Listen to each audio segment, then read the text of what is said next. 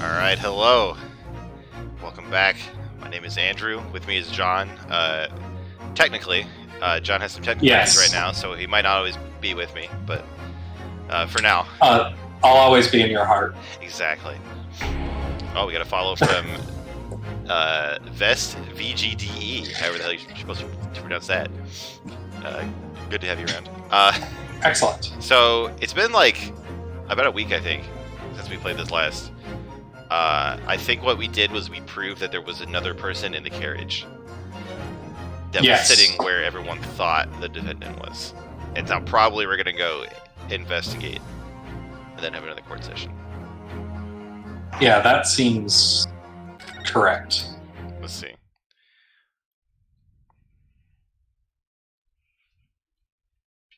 Oh, and to our new follower, I hope you're ready for some voice acting. Yes. Technically voice acting. In the dictionary sense of the word, like not in any sort of like artistic sense, but yeah.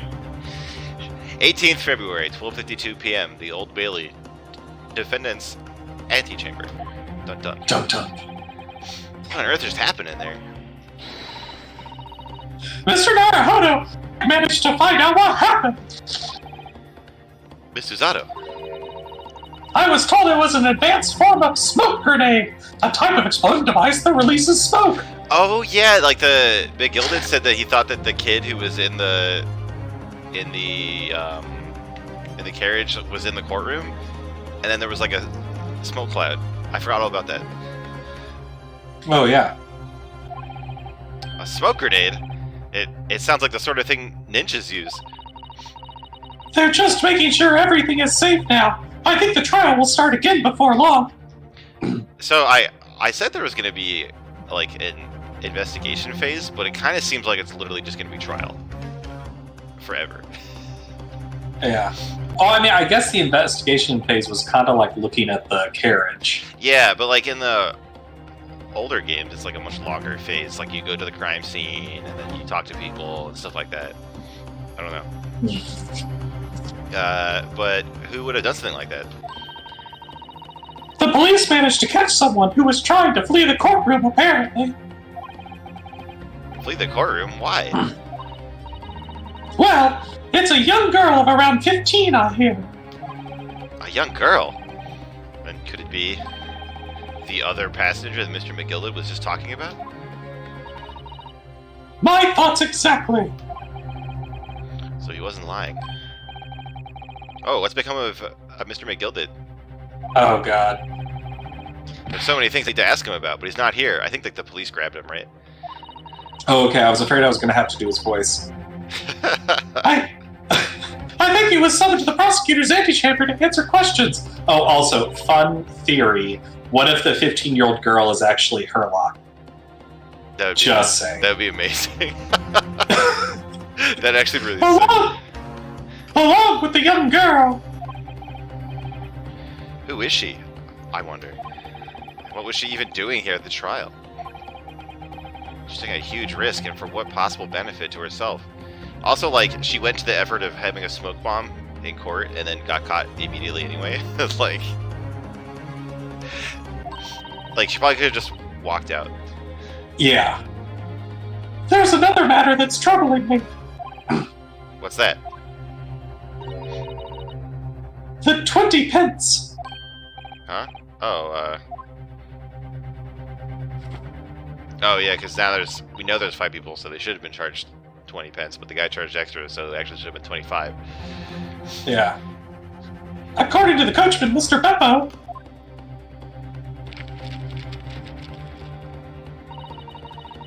he took 4 passengers that night at a fare of 5 pence each. That comes to a total of 20 pence exactly. But now it seems there was in fact 5 passengers. It's either going to be children ride free with adults, or she just snuck on, or like she paid much earlier in the day and just stayed in the carriage and nobody thought about it. Yeah. Yeah. Which means the figures don't seem to add up again. She's right. That is strange. strange that a woman would know math. Counsel for the defense, kindly proceed into the courtroom. The trial will recommence in 5 minutes. Oh, thank you, officer. We'll go straight away.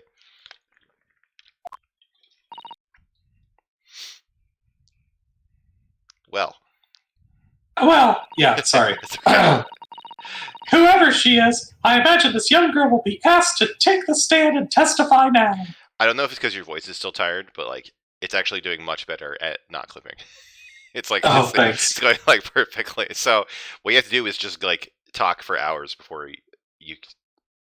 Before we do this, and then that'll deliver the a perfect performance. Oh my god. I really can't imagine what she's going to say, but it could alter the whole direction of the trial. We'll know soon enough, Miss Usato. Yes!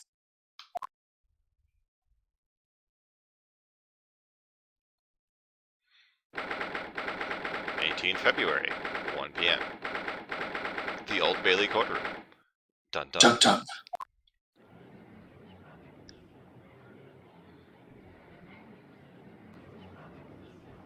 Oh no. There's the young girl next to Mr. McGilded. Look. She must have been the one who caused the disturbance before. Well, after that rather eventful recess, the court will now resume the trial of Mr. Magnus McGilded. Now then, Lord Vansix.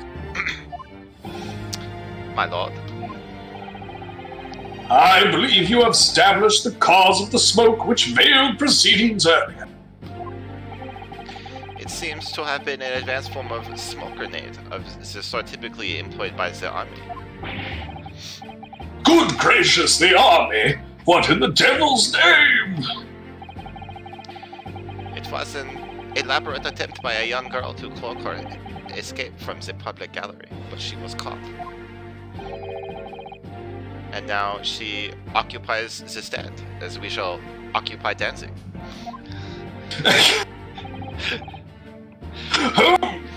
Your name, girl? Do you want to be the girl, or...? Sure. Okay. Are you responsible for the smoke grenade which induced such pandemonium here in my courtroom? What is the meaning of this deplorable behavior? This is the easiest voice acting I've ever done. My lord. Oh god, he's just... It's not gonna be good. It's so hard to get back to a voice. Yes, Mr. McGilded. I think perhaps I ought to explain here. Why it is that we last was here in the first place, and why she tried to vote like that. Oh god, nope. Tis all tied up with the events of that night, so it is.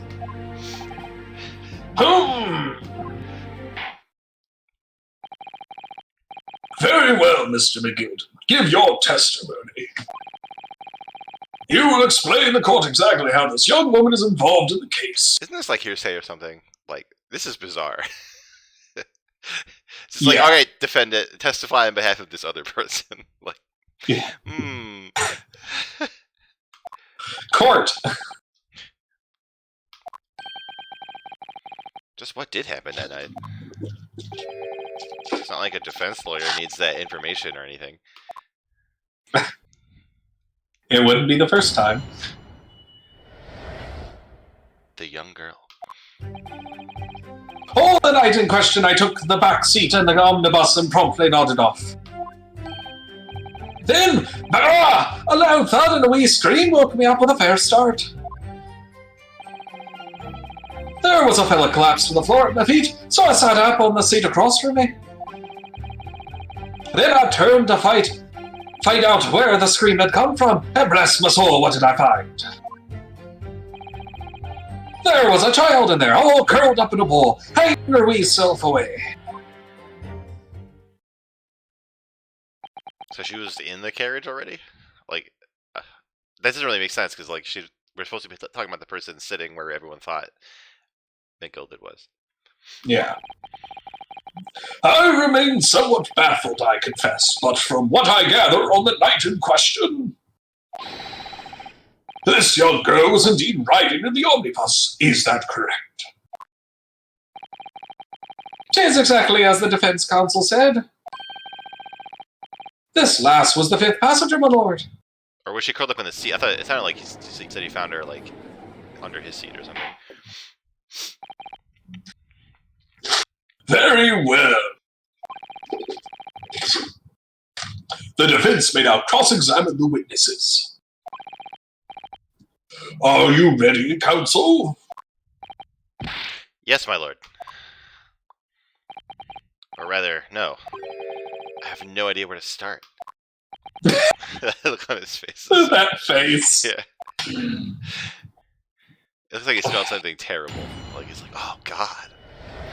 I mean, it's literally the face like Scat makes after he smells Hugo's butt. Like, the exact same face. I assume we just press on everything. Yeah. Here we go. And when you first got onto the omnibus, were there any other passengers already on board? Or not. The cabin was empty and there was no one on the roof deck either. You were the first passenger, as it were, I see. Aye, and that's why I took the back side as I did. 'Tis the most comfortable, so it is. Could you explain exactly what you mean by the backseat? By all means, 'tis how you already described it earlier. I'm talking about the seat opposite the one in which the poor gentleman who was stabbed was sitting. Like I said, 'tis the most comfortable and where I feel most at ease. And of course, I enjoy gazing through the skylight from time to time as well.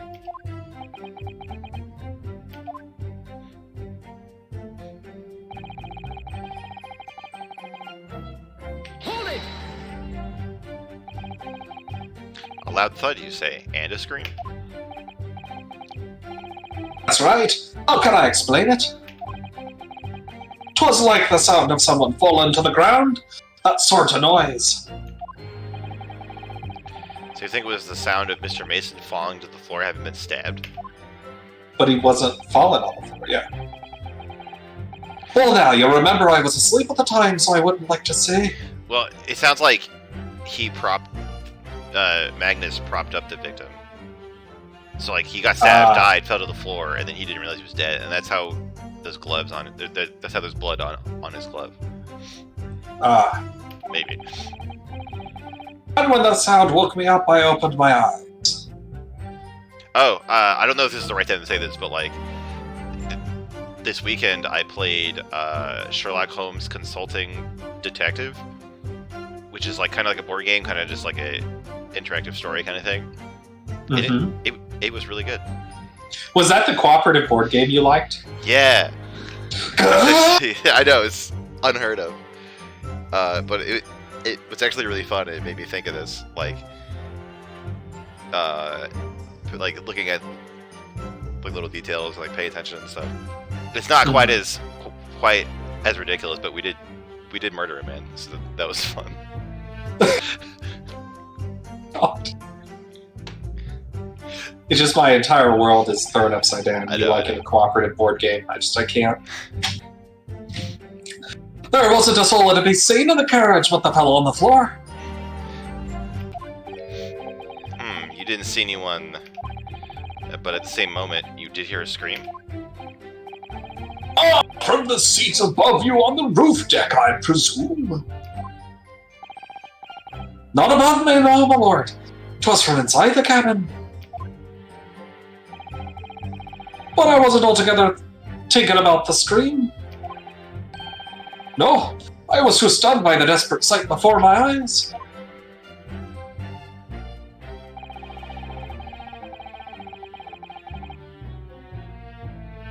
Hold it! You sat him up? The victim, you mean? I did. Across from me, as I said, I could plainly see the poor devil was already gone. And you wouldn't leave a dead man just lying on the floor now, would you? You wouldn't leave a crime scene just undisturbed, would you? 'Tis common courtesy, so it is. Is it? I find that a little hard to believe. Oh, Lord Van Siegs! Oh, why would that be? You wake to find a man lying dead at your feet in a carriage. Any normal person would hail the cabman. Any upstanding member of London society, that is.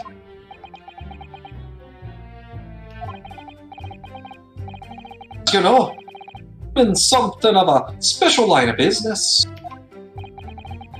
The business of lending money at exorbitant rates of interest? Unfortunately, my lord, not everyone is thankful for the help I offer them, and some would even seem dead. So I do try, where at all possible, to avoid getting myself in a tangle with trouble. Are you suggesting you were just gonna leave the man there? Heavens alive, no! I was always intending to report it, so I was. Only, I had a mind to find out whys and wherefores first. The whys and wherefores? Right you are. There were some details I wanted to understand before anyone else got to middling. A wee scream I heard, for example. Wouldn't your good self do just the same? Yes. The screaming says he heard at the same time as the thud of the victim collapsing.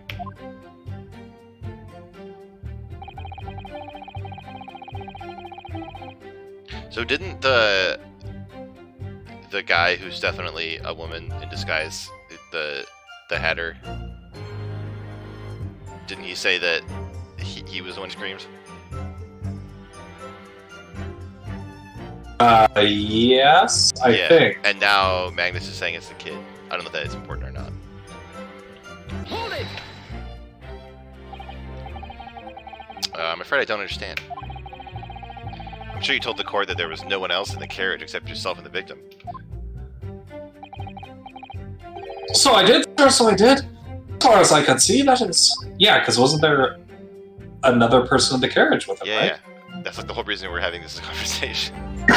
What do you mean by that? Well, now, 'tis a queer thing. The wee scream I heard as I woke up. It came from, if you'll excuse the vulgar expression, under my backside. Good gracious, man! Under your backside? And when I lifted the seat on which I'd been sitting, I found there was a wee cubby hole there for storage. This is what we thought, but this is not what we actually argued for earlier in court. Where there was a person sitting on the seat. We can examine the omnibus ourselves, remember? Yes, of course. The whole bus was submitted as evidence, and we found that compartment within 2 seconds. Yep. This would be a very good time to have a thorough look around inside.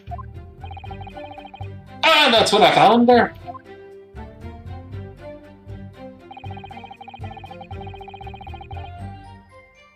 Hold it! You say she was hiding herself. Aye, that's right. 'Twas hard to see in the dim lamplight, but she was all curled up in a wee ball when our eyes met well. My heart nearly stopped beating in my chest. I fell in love. Oh, God. You're really overacting this, John. I'm trying to get myself an Emmy. Still, I pull her out from under her there. That was not the sentence that was written. And sat her on the seat opposite so I could have a wee swag with her. Chinwag with her. Chwack. The seat opposite. That's right. Just next to the dead gentleman there. It's not the first time I've sat next to one. You sat this young girl next to a corpse, sir. Well, as I'm sure I mentioned, a gentleman in my position can all too often find themselves in mortal danger. So, I needed to find out just who this urchin was, you see. And while I was in the middle of talking with her, I heard another scream, a fella's voice this time. Presumably that scream was Mr. First, who was sitting on the roof deck seats. Right you are again, I would say, sir. Looking down through the skylight, he must have seen this young girl and the gentleman with a knife in his belly. In other words, the previous witnesses did not, in fact, see you at all, Mr. McGill. Okay. What they believed to be yourself and the victim was in fact the girl and the late Mr. Mason. She also kind of looks like an, early 20th century Luigi. Aye, my lord. I was, as I think everyone understands now, sat at the back of the carriage out of sight.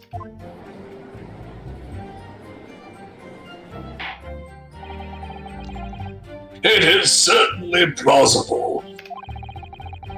The defendant is somewhat diminutive in stature, and readily confused perhaps with this young girl. Yeah, they look exactly the same. Oh, yeah. And after that, of course, with the scream from the gentleman over us, the driver realized something was wrong and pulled up the horses. Thank you, I've heard enough. So that was it. We didn't have to present anything. We just pressed on everything. Yeah. The events as explained are clear in my mind.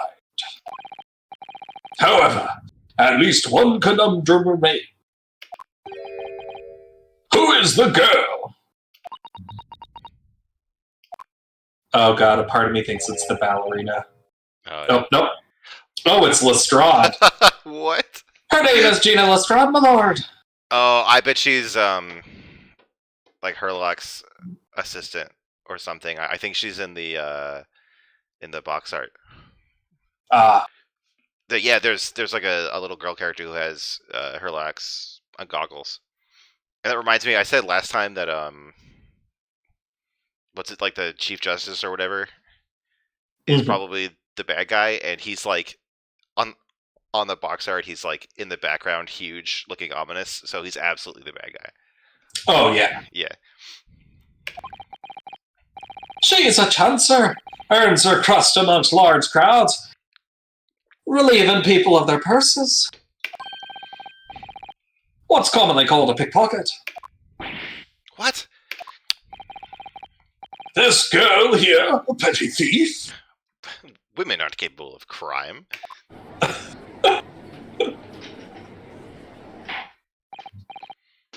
Order! Order! Is this true, Miss Lestrade? Miss Lestrade, you will answer the question. Ah! How dare you? What is the meaning of this? Ah! The girl! She's gone! Open your eyes. I think it's me. I'm over here. Good gracious, how? What was the point in that little sidestep? I know what you lot are thinking. Grown-ups are all the same. This dirty little dipper, you'll say, slipped up and got caught on the job. She got herself back into a corner, so she... a corner! So she knifed the gen. She's from Boston. Go on. Damn it. Oh, this is so hard. Go on. That's what's in your heads, ain't it? No, not at all. This is a court of law. We're here to determine the truth, not cast... poo gas.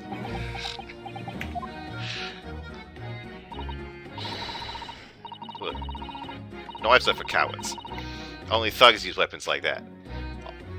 All I need for what I do is these fingers. I'm a professional, alright? Maybe not in your eyes, but I got pride in what I do.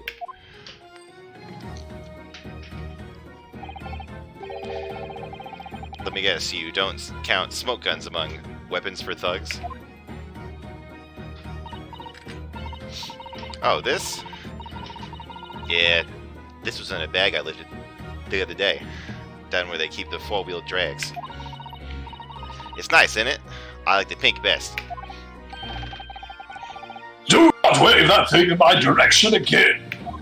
That's what she said. So, you admit that you are riding the omnibus on the night in question?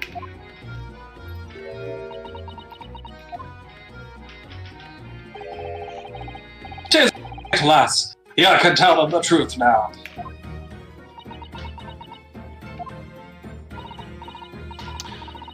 Alright, yeah. It's just like the Irishman said. Okay, so he is Irish, confirmed. The court accepts this girl, Miss Gina Lestrade, as a valid and significant witness in this case. Gina, you are valid. Woke! Accordingly, young lady, we will now hear your testimony, if you please. You will tell the court exactly what happened to the omnibus on the night in question. Alright. If I have to.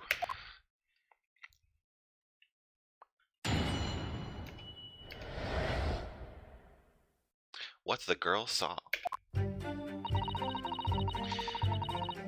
So I stuck inside the carriage before they hooked her up to the horses. Just like always. But it was a right old waste of time. I got nothing to show for me troubles that night.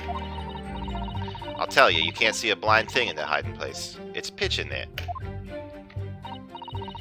Then after a while, I heard this loud bang. Nearly jumped out of me skin, I did, and the scream just came out. It's because of that, this swell found me. He did help me get away, mind.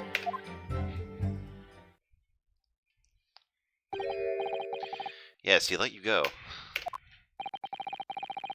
I fail to understand why you would let the street urchin go, Mr. McGilted. The poor are to be punished. Yes. Oh, 'tis simplicity itself, my lord. You see, she couldn't possibly have killed the other passenger. I knew that for a fact. Because he was sitting on her Yeah. cage, I guess. How? As I'm sure I said before, sir.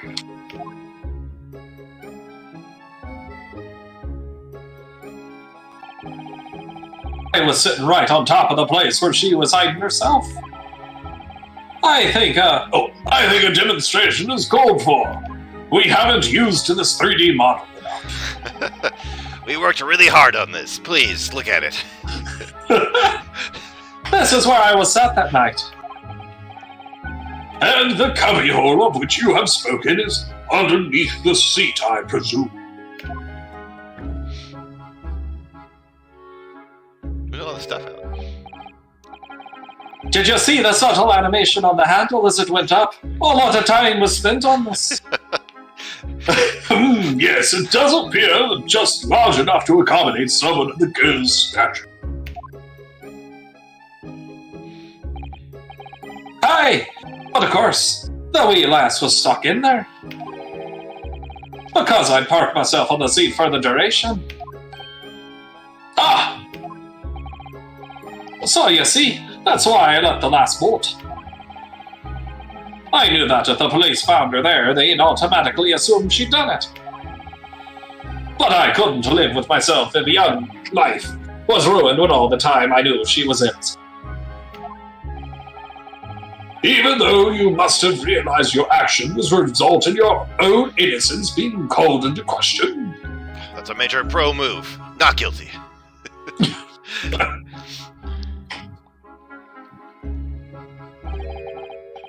Not at all, my lord, not at all. I knew in my own heart that I was innocent.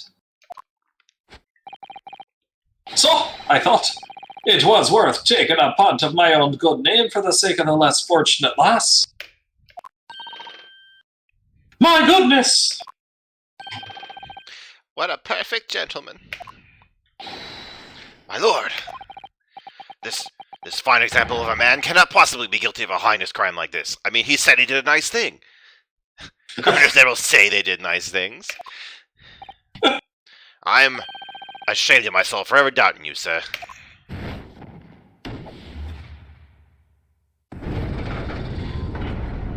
Do we just win if we get all of them? Maybe. With calm, calculated reasoning, one arrives clearly at the truth every time. After being wrong for most of the time. Alright, we did it. Easy. Not guilty. We win. GG. Saints alive! All 6 members of the jury consensual in their leaning of the verdict of not guilty.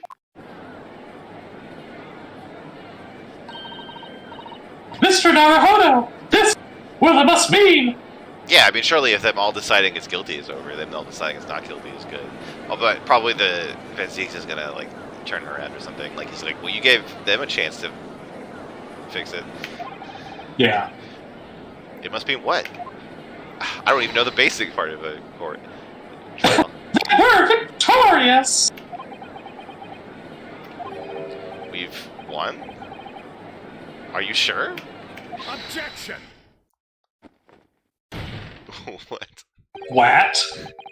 If the sight of my Iron Hill Wellington offends, pray, do forgive the discourtesy.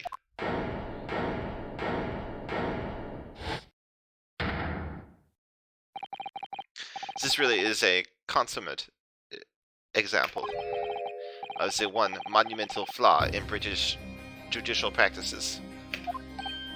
Allowing women in the courtroom. Where evidence and reasoning should be paramount. Emotion rules the day. Emotion. The witness's latest statement gives us a clear insight into his true nature. What do you mean, his true nature? Do you really think Scotland Yard would have made such a glaring omission? After the incident, the omnibus was comprehensively searched by officers of the police.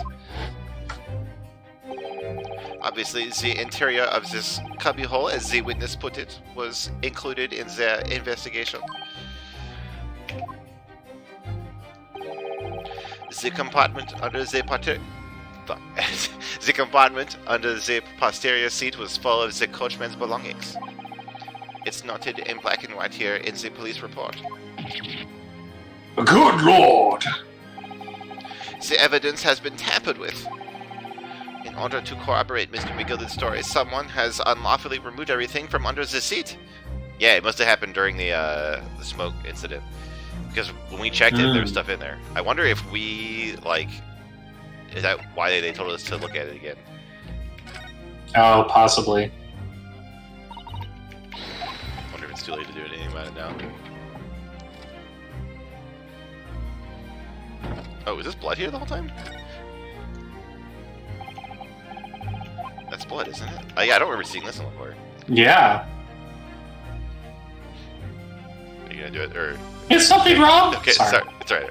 Oh, it's just, well, this blood stain is so obvious, that's all. And yet, Van Zieks has made no mention of it. Is it 2 different carriages? Or something? Wait. I don't know. I suppose that does seem a little strange. I have such a bad feeling about this. Yeah, is it like a different carriage, or like did they... I don't know, it was like a panel covering it or something? I don't care about this.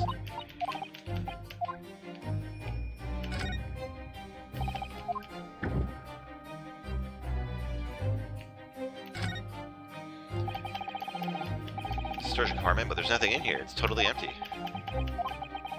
Something doesn't seem right here, but I can't put my finger on what it is.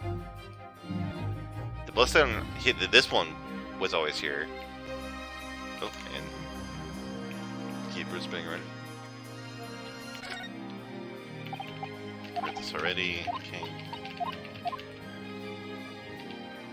Oh. Can you go left again? Scroll up. Okay, yeah, no, that was there. Yeah.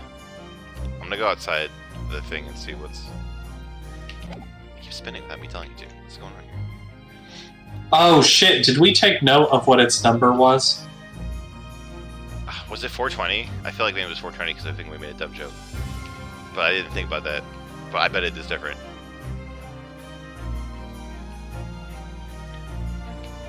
But that's not like a clickable thing either. Yeah. But I bet it is two different characters.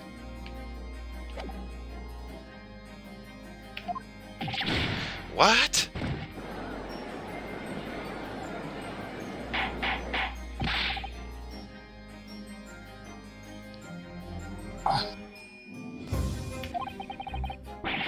How could such a devious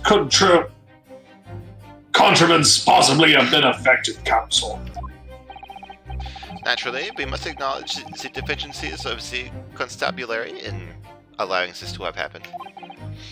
However, I assure you, when the omnibus was wheeled into the courtroom this morning, the compartment under the seat was not empty.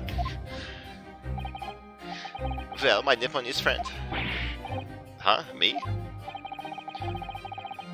When the carriage was submitted as evidence, doubtless you examined it in fine detail, as would any self-respecting practitioner of the law, and you would have had to do that in the room with everybody else.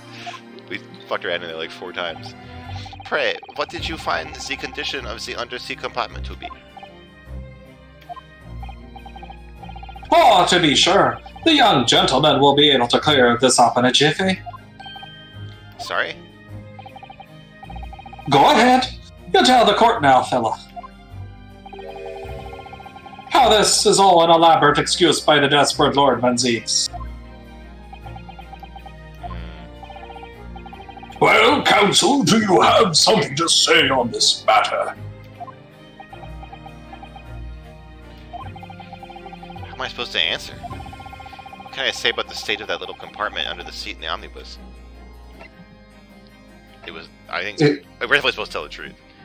Yeah. It wasn't empty.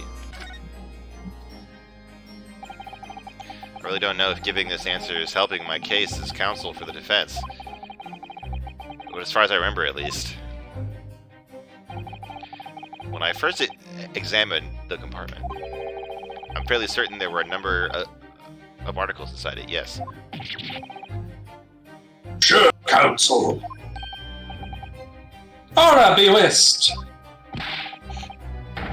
What are you saying now, you daft jaw? I thought you were on my side here. So I'm starting to wonder, like, what if the guy set us up with someone that he knew was guilty to see if we can handle it gracefully? I don't know. That would be interesting. I don't know. The only thing is, like, I think that this girl is going to be a recurring good guy character. I don't know. Well, and it could be, too, that, like, the villain's a villain, not because, like, he's actually evil, but because, like, he just doesn't like us. Uh-huh. Yeah. And so, like, he's trying to, like, set us up for failure. What game are you playing? Your task is to defend the man in the stand. Why would you say something to compromise his position?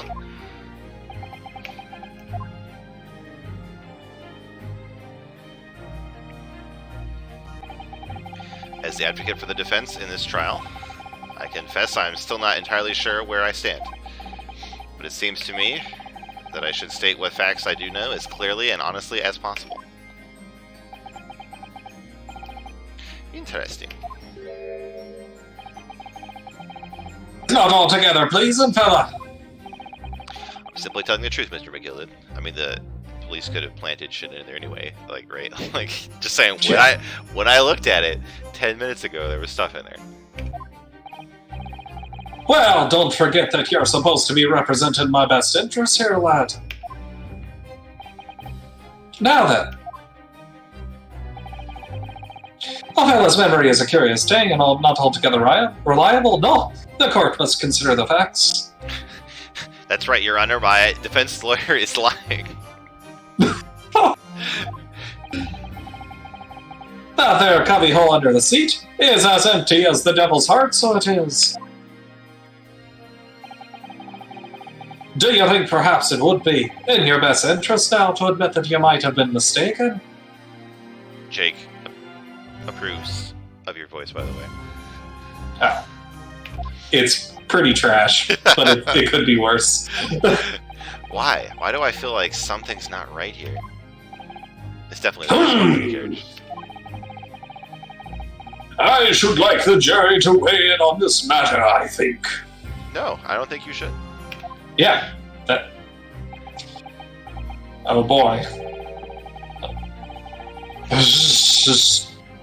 That compartment is designed to house equipment used to maintain the smooth running of the carriage. The guild's rules state that omnibuses should be properly and fully equipped at all times. So it certainly wouldn't have been empty on the main question. That, though, isn't that irresponsible? I'm not the only placer in the pictures or lie.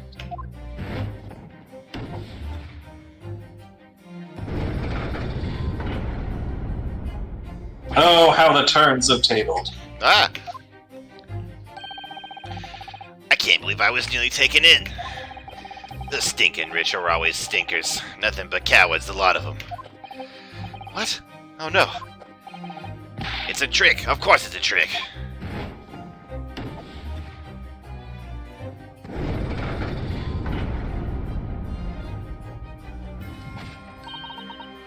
Quite so. I must concur here.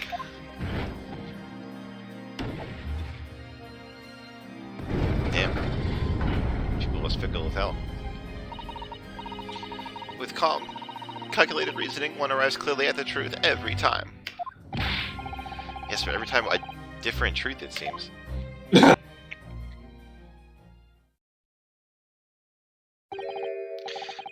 My lord, I humbly exhibit the scales of justice. Clearly, a verdict of not guilty at this time would be wholly inappropriate. Thank you, counsel. But before we proceed any further, there is a matter of the outstanding cross-examination.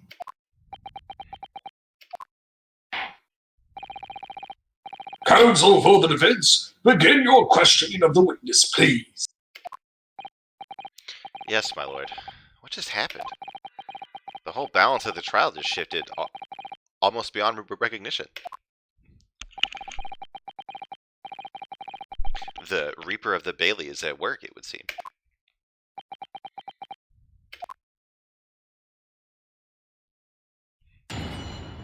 Cross-examination. What the girl saw. I don't even remember what she said. Yeah.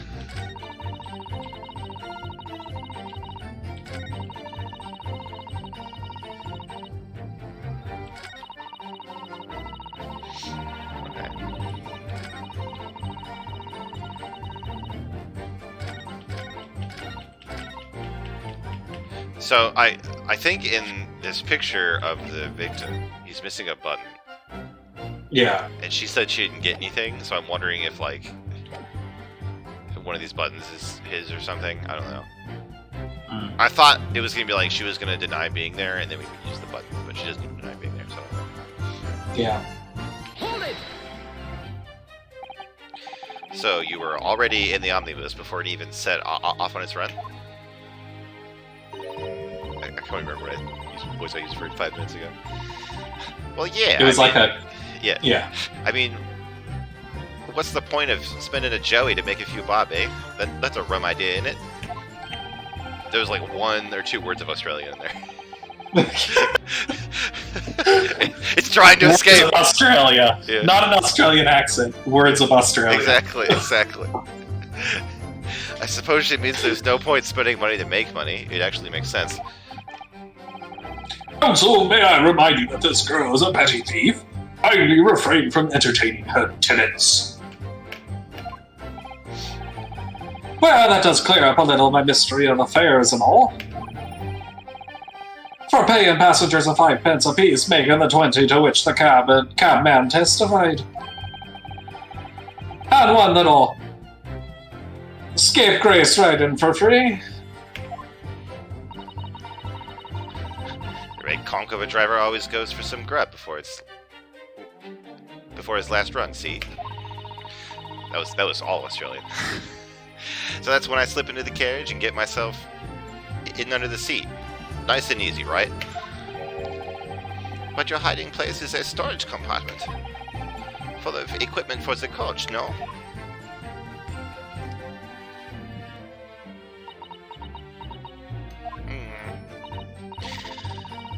Yeah, there's brushes and buckets and whatnot in there, sure. I always chuck all that out and cram it in a corner somewhere. No one ever seems to bother much. And yet, according to the report filed by the police officer who first arrived at the scene, the compartment was full of such paraphernalia. Well, I don't know nothing about that. But like I said, I moved all that stuff out so I could hide under the seat. That's all I can tell you. It seems we've reached the end of the line of inquiry. Continue.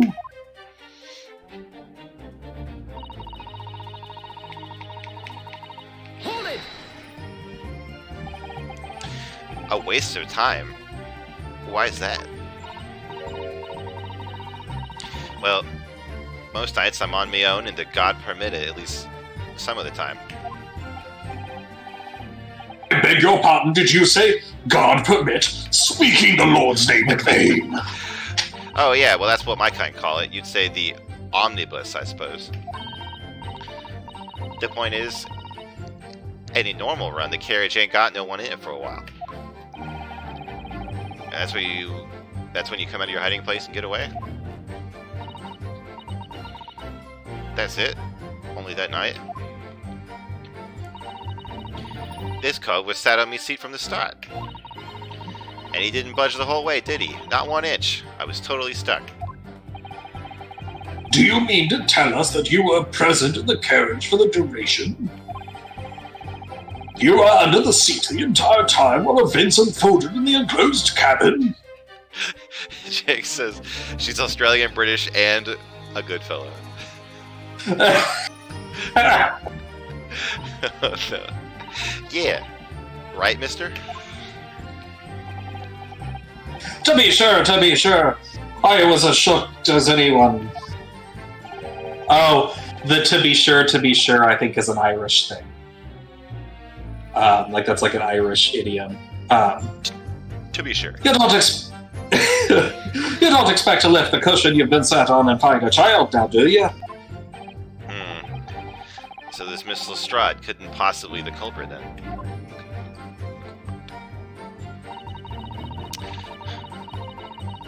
I'll tell ya, you can't see a blind thing in that hiding place. It's pitch in there. Oh, oops, that was the whole thing. Oops. Hold it! There we go. So you couldn't see out into the cabin at all? Not a jot. Most days I push the cushion up with me head and look out the crack. Then I can have a butcher's it, who I'm gonna fiddle. But you're a pickpocket, not a butcher. I mean, I can have a look. The seat I get under ain't as plush as the other one, see? So most of the time, the passengers plan themselves opposite.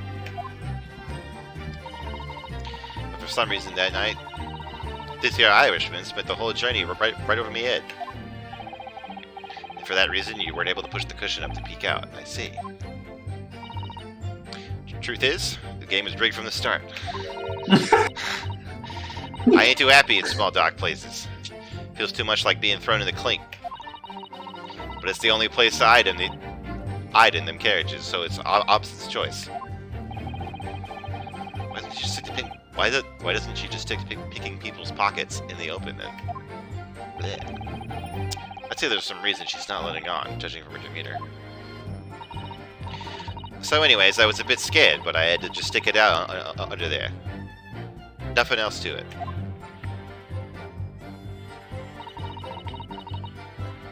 Hold it! When you say a loud bang, do you mean the noise of someone falling to the floor? Could have been, I suppose. I don't remember so well. I don't know what accent that was. Point is, it made me jump. And you let out a scream. Involuntarily. That's right. Then I felt the cushion over my head get lighter all of a sudden. Presumably when the defendant got up in order to help the victim, yes? Or not. It could equally have been the moment the accused stood in order to stab his victim, could it not? Well, girl, did you see what happened at that crucial moment? Yeah. I saw it. I pushed up the cushion and had a quick butches while I had the chance, didn't I? The Irishman was sitting up to bloke what had fallen on the floor on the seat opposite. Tis Mr. McGilda's account, of course. But then, the fellow suddenly turns around and looks right at me. I slunk back down again, but it was too late by then. I should never have risked looking.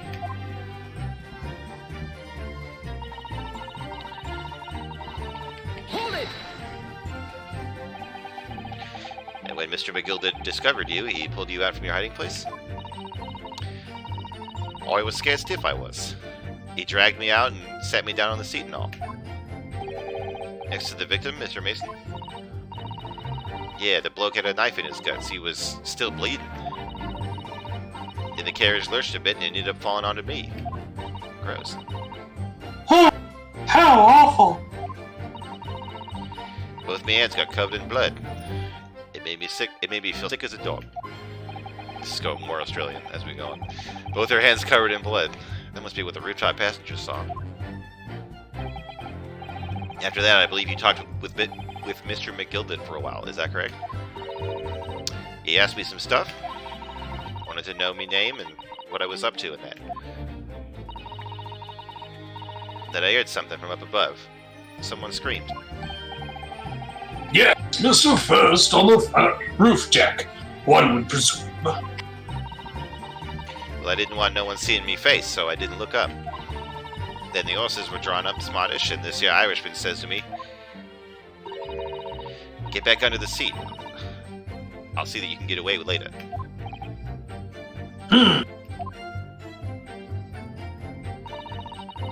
All 6 members of the jury had decided the defendant was innocent.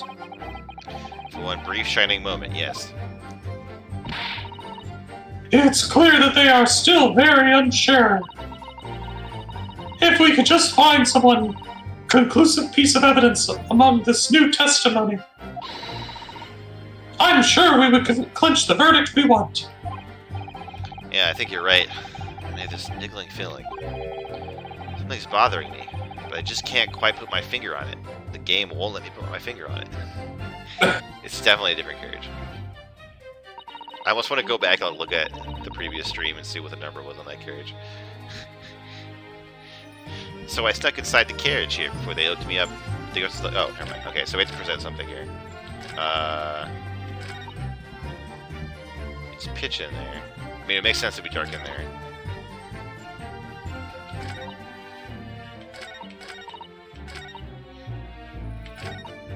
Let's see.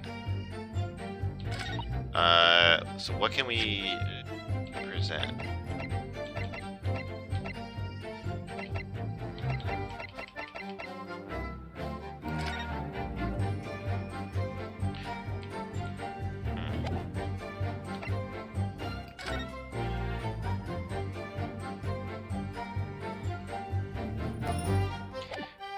It could be the button, but like, I don't think she has the button on her. Yeah. Check the. The only thing I could think is presenting the cabin Like on to her. on which one? Why is it just keeps rotating? What the fuck? Stop. Something wrong with my mouse or keyboard. to see like she's in here or something. Because like if she was written in here, that would maybe make she's not reliable or something. Stop spinning! What is going on with this?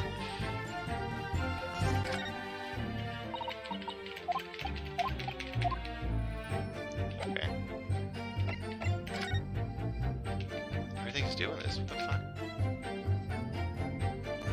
Oh, I had this controller plugged in. I think this was it. Jake says, spoilers, the button on the guy's suit is not relevant. Oh. I'm gonna unplug this controller if I can find it where I put it in. Top quality stream. Controller unplugging gameplay. There it is. Make sure to follow for more exciting and riveting. Oh my god, it's still spinning! gameplay. It wasn't the controller. Shit. Oh god. No, what is this? Jake says it's Joy-Con drift. This is actually the worst. Is Gary just secretly sitting on your keyboard? That'd be impressive. He's asleep over here in his little cat tower. I'm gonna save and reload.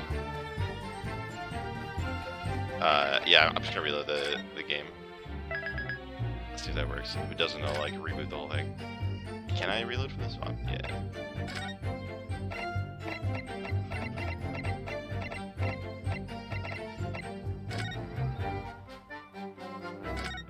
Let's see.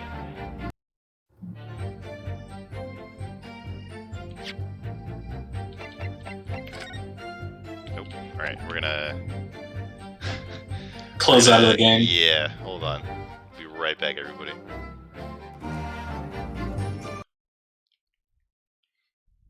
Fun times. Dum dum dum dum dum dum dum dum. Oh, Gary just stretched so far that he fell out of the cat tower, No. but he landed gracefully.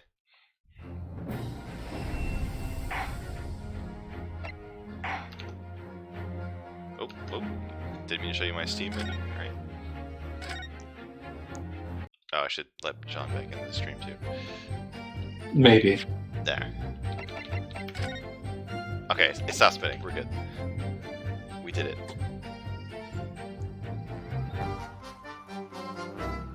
Alright, there we go. So do we see anything else that could be different?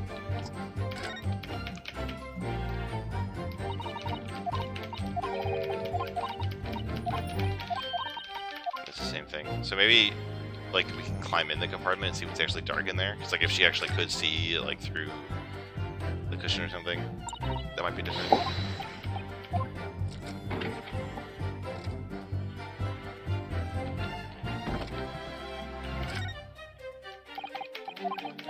No. Oh my god.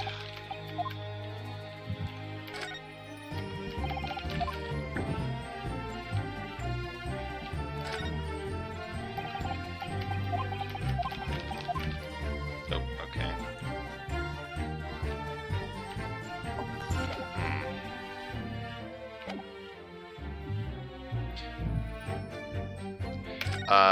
So I noticed the bloodstain on the floor and the one in the chair earlier, but I didn't check the chair ever since the omnibus changed, so maybe that's relevant somehow. I remember this was here before, I think. It could have been different shape, I don't know. That's blood that's soaked into the seat. The victims, obviously. I think we have seen this chat. Yeah. Okay.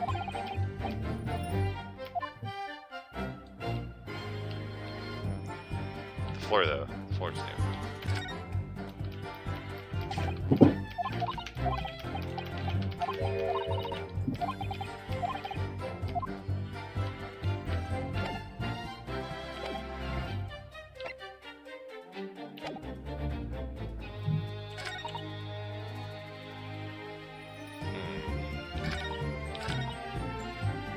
Oh, did the stream come on for you, John? Yeah, I could see everything. Okay. I don't see what we can present.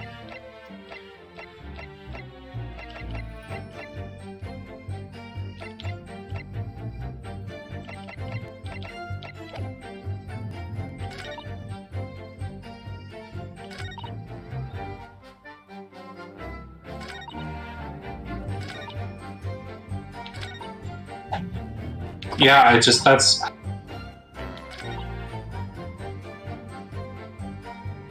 Yeah, Jake, we pressed everything.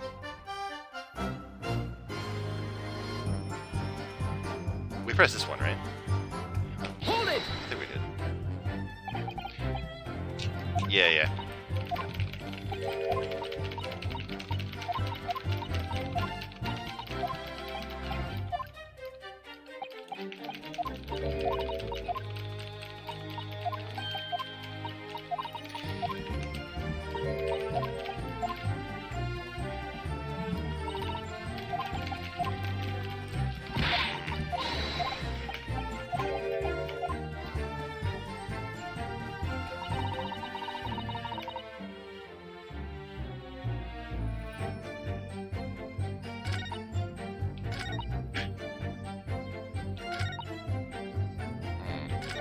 Hold it!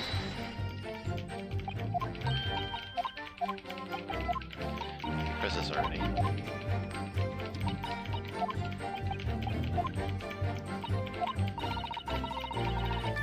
Well, now. Oh! Hello. Excuse me. Something wrong, Mr. McGilded? Oh, I do apologize. Was there something the matter, Counsel? I'm just wondering if Mrs. Lestrade's last comment made something occur to you, perhaps. You seem to be thinking something to yourself.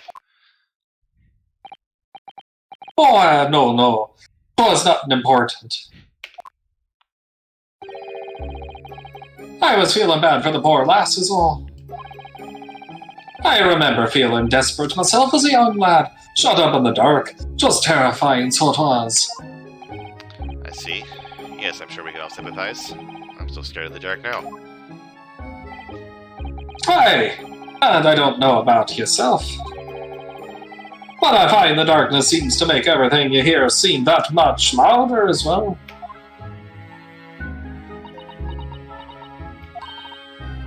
Yeah. I suppose it does, maybe. Miss Lestrade, did you hear something that night? At all? An unusual noise, perhaps?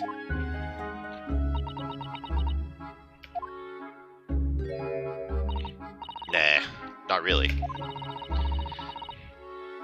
All I could hear was the Irishman snoring. But Jabers, there's no need to tell the whole world of me foibles, ye little scamp. What a pity! If only Miss Lestrade had heard something, it might have given us a vital new clue. Yes. What should we make of that last statement of hers? The fact that she didn't hear anything is definitely important, right? Like, she didn't hear a struggle. Yeah. Or, like, the knife sound. My lord, I believe the statement just made by the witness is profoundly important. Profoundly important? But all she said was that she heard nothing. Yes, which is the profoundly important part. I'm almost sure of it. I'm almost sure that I don't understand the inner workings of your Eastern mind, Counsel. Nevertheless... It just zooms in onto this mind and it's like anime girls dancing or something. Miss Gina Lestrade! It's Lee Spin. Oh my god. You will supplement your former testimony by repeating that last statement, please. What? Sapperman? What are you on about? Don't give me all your fancy talk. I know what you're trying to do. Well, it won't work on me. That's right, insult the judge. Always a good move. I was straining my ears to work out what was going on, but all I could hear was snoring. So, press on this. Maybe sensibly. So you were straining to hear what was happening the entire time? Is this the moment you hid yourself? Not exactly, no. Sorry? Well, there was no one in the cabin to start with. I could just push the cushion up. I could just push the cushion up and have a butcher's to see what was what. My cat is attacking me. Gary. We got a cat on screen. There we go.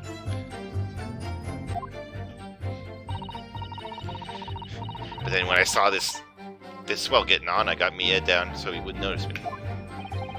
Yeah, Mr. McGill sat on the seat under which you were hiding, correct? Yeah.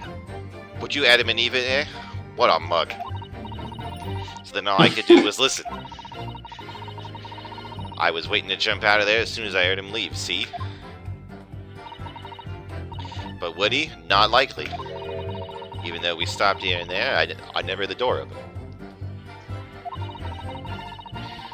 So I just had to stay put and listen to him driving his pigs to market. Snoring like an old dog he was.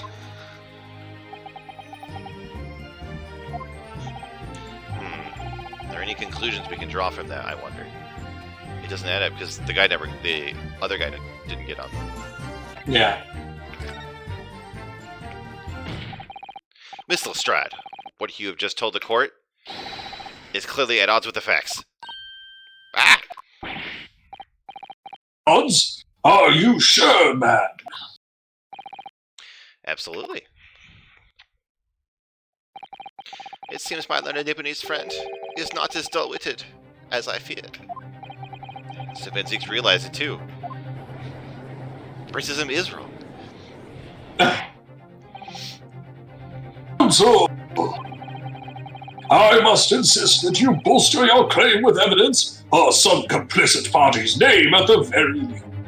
What is that even mean? Yes, my lord. I expect you to demonstrate this alleged contradiction to the court. According to Miss Lestrade, while she was hiding in the omnibus that night, she heard nothing but the sound of Mr. McGill snoring. But think, Ryunosuke, think. There's something else she should have heard. Yeah, show a person, I guess. Very well, my lord. Allow me to elaborate on a particular sound that Miss Lestrade could not have failed to hear on the night in question. Sound very clear explained by the presence of the following person. The victim. Take that! First face fired Mason. Yes, my lord. The sound that Miss Lestrade cannot have failed to hear is that of the victim, Mr. Mason, boarding the omnibus.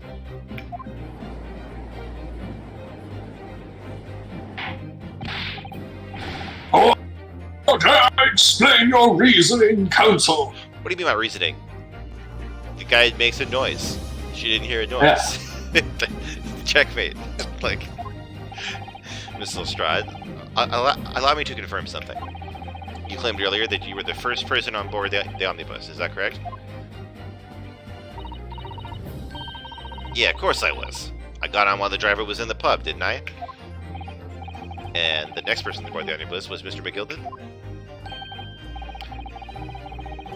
Not a soul was in the cabin when I climbed aboard. At least, not in plain sight. So you were, to all intents and purposes, alone in the enclosed cabin of the omnibus at that time? Did I not just say as much? I wasn't traveling with anyone else, if that's what you mean. Yeah, I saw him get on, remember? Through the crack under the seat cushion. He was on his own for sure. And from what we've heard, the carriage made a number of stops after that on its onwards journey.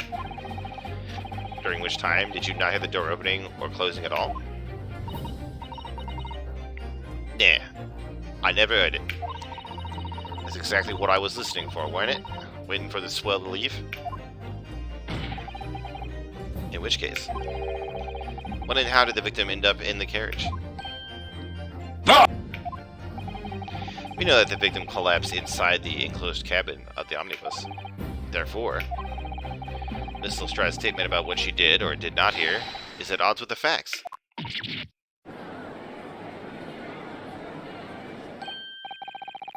Yes, this petty thief's statements was clearly flawed. Lord Van Zeeks. Yes, he knew. He knew all too well that there was an inconsistency in Miss Lestrade's statement.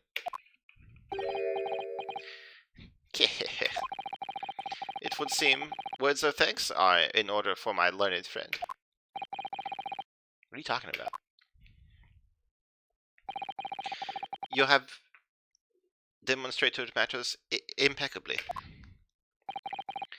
This witness and her colorful statements are entirely unreliable. Her words are convenient untruths and nothing more.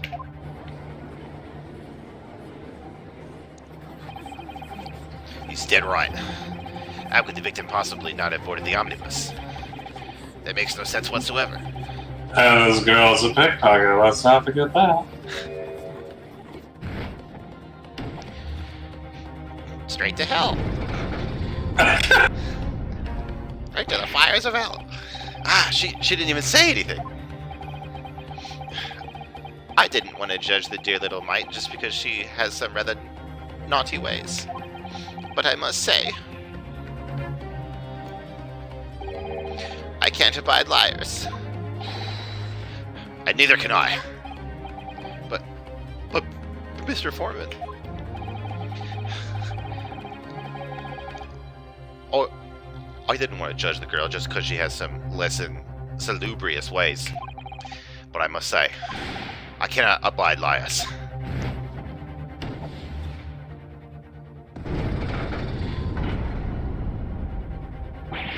Ah!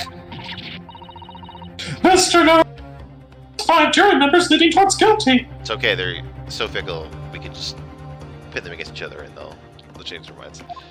Oh, yeah. Well, your consideration for others is refreshing, my Nipponese friend. To the considerable troubles you have spared me.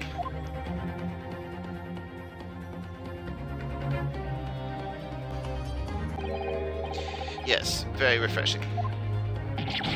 Ah!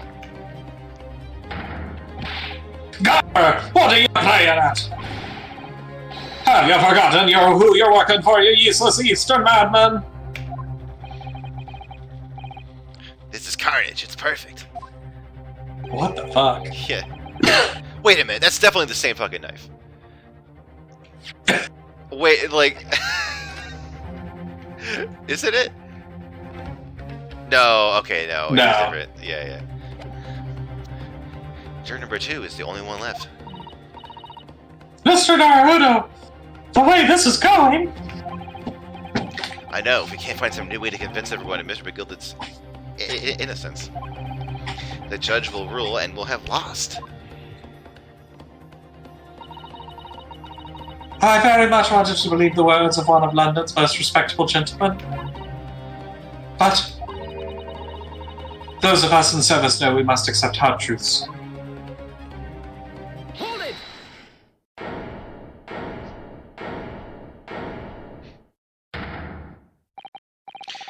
Yes, the witness's last statement seems to have revealed a critical inconsistency in her story.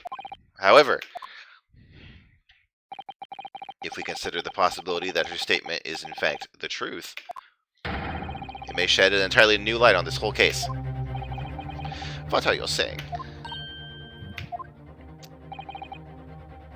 That's all. I'm sorry, sir. Whatever do you mean? Counsel, I will not tolerate you attempting to prolong my adjudication. Explain yourself at once. When the accused boarded the omnibus on the night in question, the victim was nowhere to be seen. Subsequently, the carriage door was not heard a single time, as testified by the witness in the stand. And yet the victim's body was found inside the carriage. If this petty thief's words are to be believed, how do you explain the victim's miraculous appearance inside the cabin of the omnibus? The only thing I can think is like, so there could have been like some kind of like swapping out, but both people who are on the stand right now say that they found him in the cabin. So did they like drop him down through the skylight? Maybe. There's only Oh, one that way. would explain like the thud and scream. Yeah. There's only one way. There is explain another it. entrance. Yeah. So he can't be in there already because the girl was in the hiding place. There's another entrance. It could be true with. Like, the thing is, like, I feel like it's probably both of these. So I don't know which one to go with. Because, like, if we look at the skylight, they talk about how it can be opened. They just don't see a handle or something. Okay. If it's wrong, you can blame me. Yeah, it's okay. And they did talk about how the door was locked. So I don't know if it's like he climbed in there because he was stubborn, or if like the people on top killed him and then threw him in there.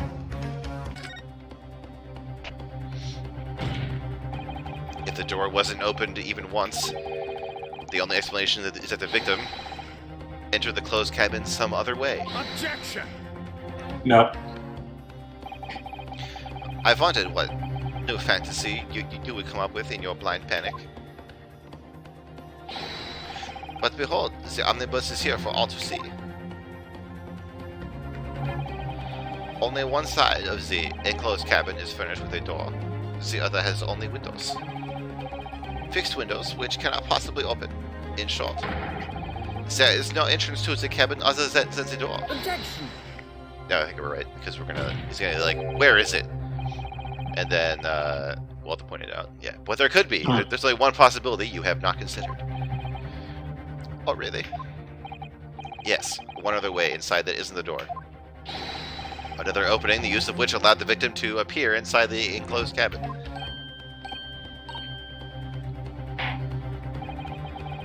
All right, counsel. The defense will identify the location to the court. Here is the omnibus in which the incident occurred. Where on earth is this entrance by which you propose the victim entered the cabin? The skylight's even like kind of highlighted here. Yeah, I'm just making sure it doesn't highlight anywhere else, but this is right. Take that! The answer is obvious. It can only have been the skylight. Say, the skylight? Objection! Your ludicrous proposal almost has me lost for words. However, Objection! the skylight may well be large enough for someone to pass through. Objection! So you claim. These are actually objections. I know, yeah, oh yeah. Get used to Ace Attorney. But do you have a shred of evidence to support your addle brain theory? Both Mr. Gilded and Mr. Strahd said the same in their testimonies. They each claimed to have heard a loud thud, such as noise made by someone falling to the floor. Yeah. Which has already been explained. As the sound of the victim falling from his seat having been assaulted with a dagger. Yes, it has, but would a man slipping from the seat onto the floor really have made such a loud noise the witnesses describe? A noise loud enough to cause Miss Lestrade to let out an involuntary cry, in fact? Good gracious! Everyone knows that you require a very particular amount of decibels to be scared. It's science. Yes. Perhaps, in fact, that was the moment that the victim made his entrance into the cabin. No, let me rephrase that. The victim did not enter the cabin as such. He fell into it. Objection!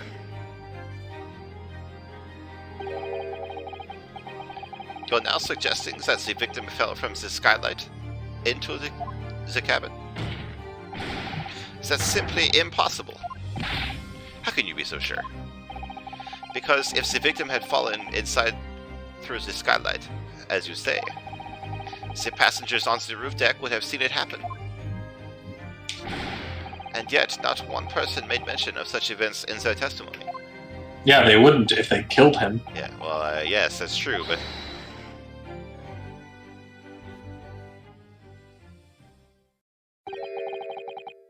Right, humble fella. Make a wee comment here. No, shut up. Mr. McGilded.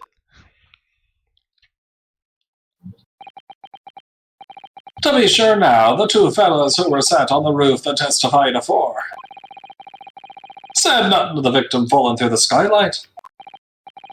But it seems to me, my lord, that 'tis not so much a case of them not saying, but... Aye. 'Tis a case of them being unable to say. What? I think perhaps the two fellas were too busy making out and didn't see the murder. To be had something a compelling reason to not mention what happened. Would you not agree, fine ladies and gentlemen of the jury? Humph. Oh my goodness, surely not. Those two chaps on the roof. Hey, you mean the ones who stuck that knife in the man were... Ah!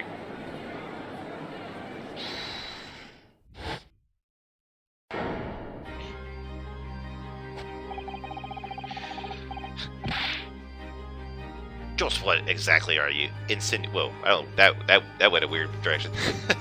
Just what exactly are you insinuating here, you blitherer? What the fuck? You rot, he said, you rotter. What are you insinuating? What is going on? Yeah, what the fuck kind of animation is that? What the fuck? This is a flaming outrage. I have a good mind to give you a blinker in a minute. A shiner in a minute, he said, and so will I. The witness will kindly refrain from being a horse on the stand, please. Mr. Fairplay. You're effectively accusing me, a city gentleman and a well-respected banker. Like Hatter. Suggesting that someone like me could have stabbed that man in the guts, it's a disgrace. It's scandalous. It's I protest. I protest in the strongest possible terms. Sure. You rotten scoundrel. How many people are on this stand right now? They're all completely calm. Let me zoom out. Order! Order! This is not the time, witnesses. I will not permit this wanton invasion of the stand. Return to the anteroom at once. But this is beyond reason, my lord. It's outrageous. It's very hurtful, you know. My lord, if I may comment. Go ahead, Lord Van Zeeks. It was the defense that incited this outburst from the witnesses. My learned friend has seen fit to abandon all protocol and accuse the witnesses without proof. Accuse? I never intended to. It seems, young Nipponese, that your command of the English tongue is wanting.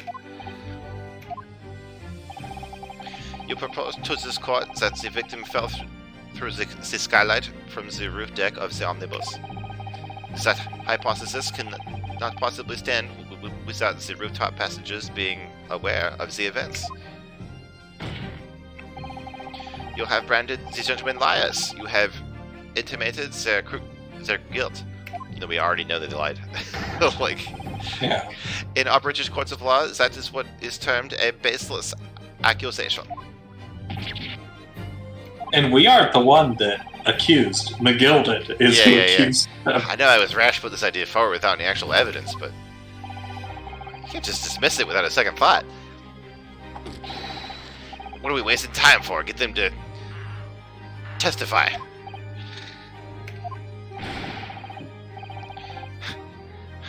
I thought there was something fishy about that hat from the moment I laid eyes on the fellow.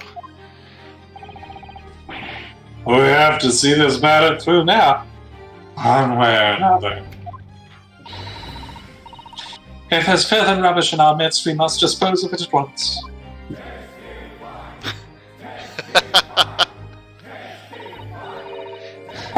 What's happening, Mr. Naruto? It's a riot. The spectators in the public gallery they're in a complete frenzy. Mr. Fairplay and Mr. First. My lord? You take the stand again and make another formal testimony. Because we need another 5 hours of this game. Yeah. In reference to the indictment brought by the defense. Indictment? Okay, it's one thing to call it an accusation, but now it's an indictment? Yeah. Yeah. Yes, my lord. I didn't come here for this. There's no time to think this through. All I can do is keep pushing forward. Law by the seat of your pants. Oh god, now there's 4 people that you're gonna have to, like, look at. Yeah, well, I think they just make an incredibly obvious sound. We were the only 2 people up on that roof deck. Dead or alive. I can swear to that. If anything happened while we were sitting, don't you think one or the other of us would have noticed? In any case, neither of us knew the first thing about the victim. We had no reason to kill the man. The skylight was shut the entire time, I tell you. He couldn't possibly have opened it. If you're so sure the victim fell through the skylight, where's your proof? That's gonna be the blood on the floor. Yeah. I must say that on listening to this testimony, it is somewhat hard to imagine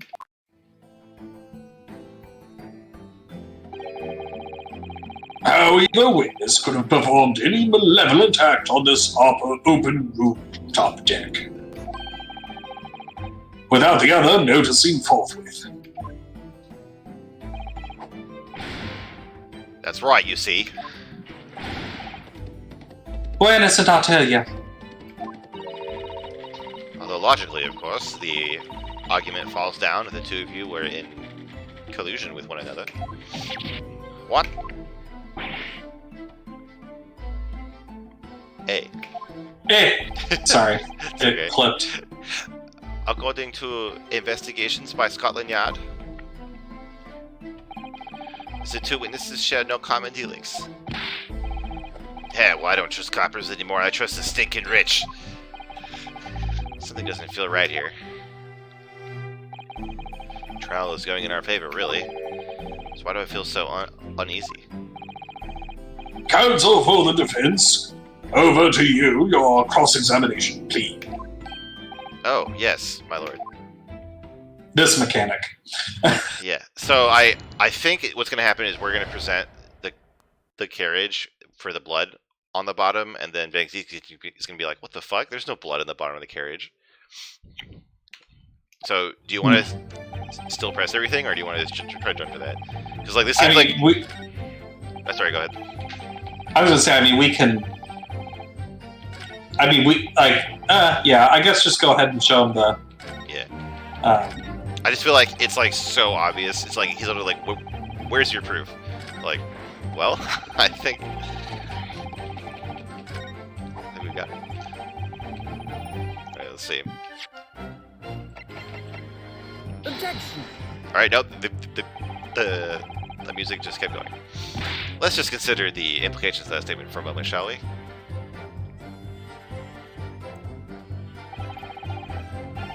Applications, counsel. Nothing strikes me about it. Exactly. There's nothing striking about it. What does strike me is your propensity for the inane, however. Ugh. Let me clear my head and come at this again from a different angle. Alright, I guess we'll press on everything.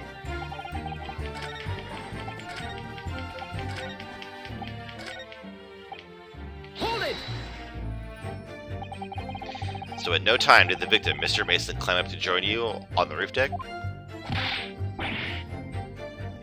Absolutely not. Dickin'. We were dicking up there. No question about it, he said. Not at all. Oh, but yes, of course. I remember seeing them both. I saw the victim inside the enclosed cabin talking with this man here. Is this true, Mr. McGilded? Dear me, my lord, at the risk of repeating myself, I boarded the omnibus saloon and nodded off inside almost immediately. That's an outright lie. Without doubt, you were engaged in... Let me stop you there, fella, and ask, do you have any evidence at all? At all?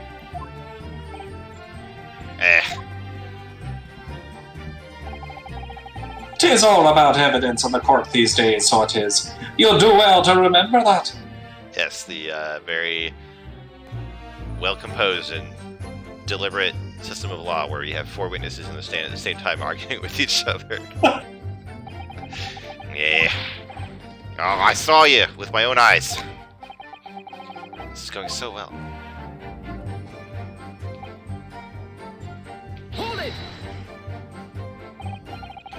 Well, it was on the final run of the omnibus at past 10 o'clock in the evening. It would certainly have been quite dark, perhaps too dark to see clearly.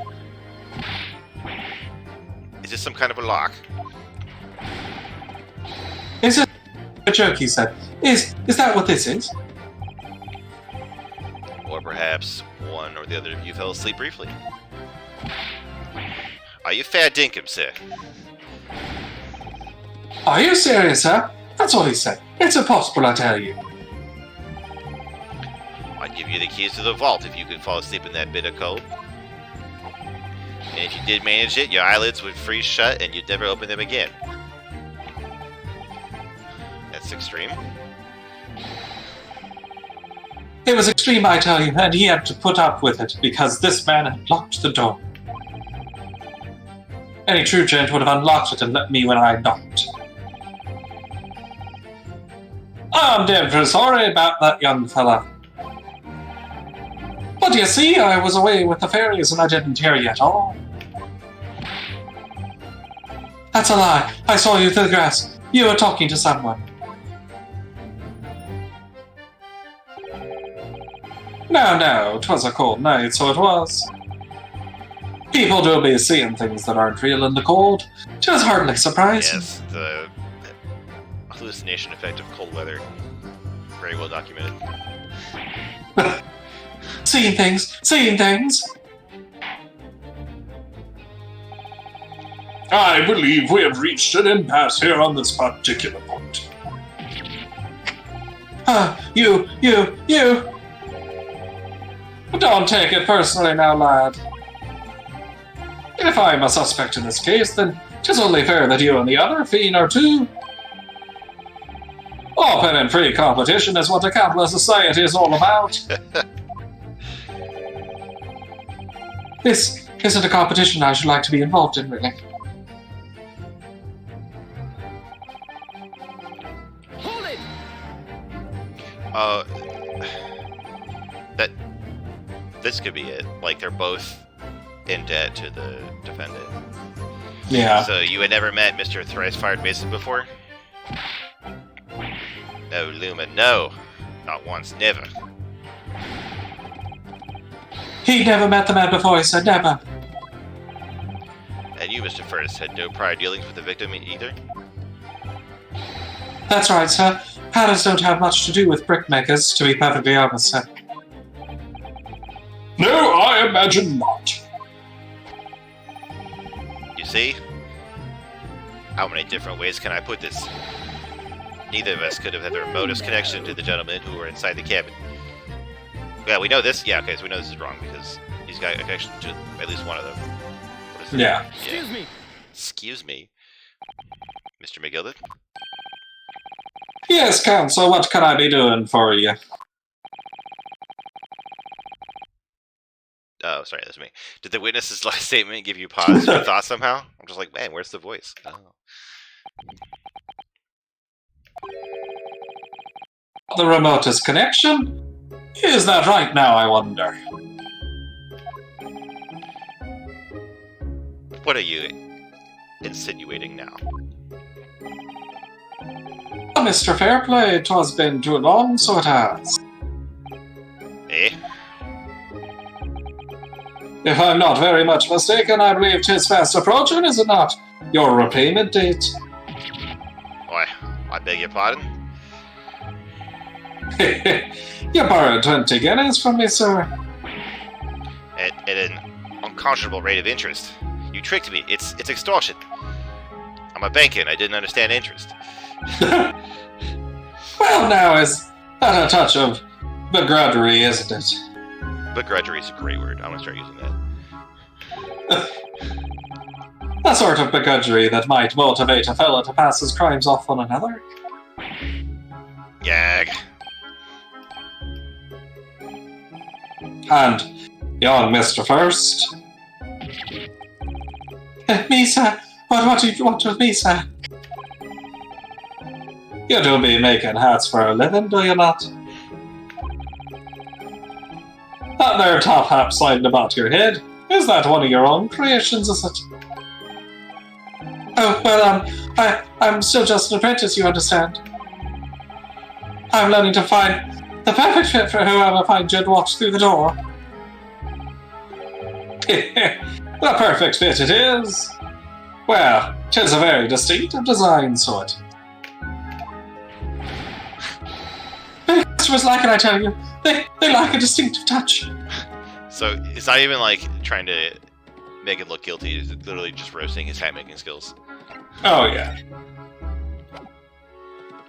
Oh, I wonder, because like this guy has a patched together hat. I wonder if that's a connection. Ooh.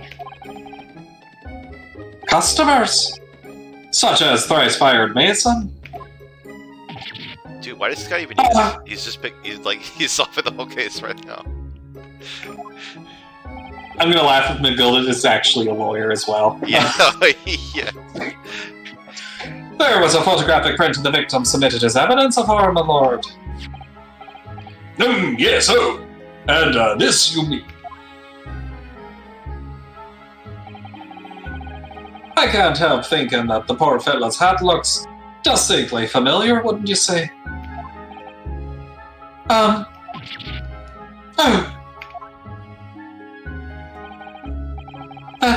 That's one of my hats.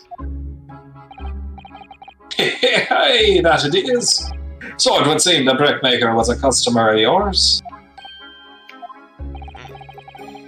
The sort of customer I'd wager you could have had a wee quarrel with over the distinctiveness of the good. Oh no, sir. Absolutely not, sir. Well, there's really nothing more to add. It wouldn't be right to say that the two fellows here haven't the remotest connection to the victim, you see.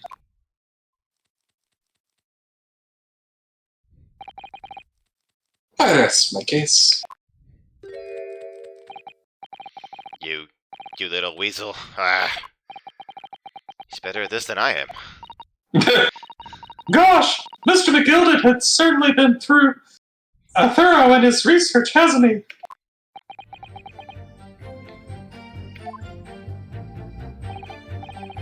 Please don't let me little interruption hold up the proceedings. I got an achievement, Hat Hunter. Wait, did that not come to anything? It was just being rude? Like we were just roasting the people? I guess we'll keep pressing, but like what? Yeah.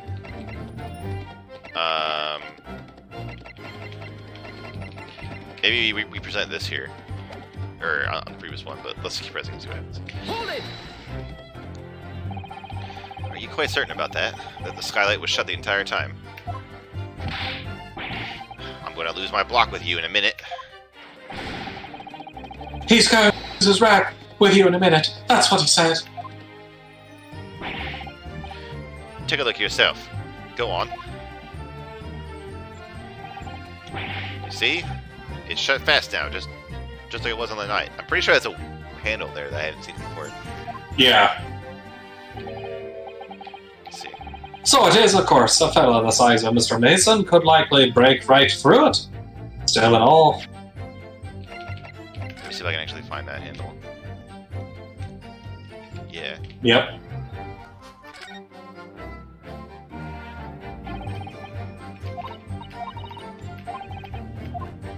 I think it's on a separate thing. But there's definitely a handle there.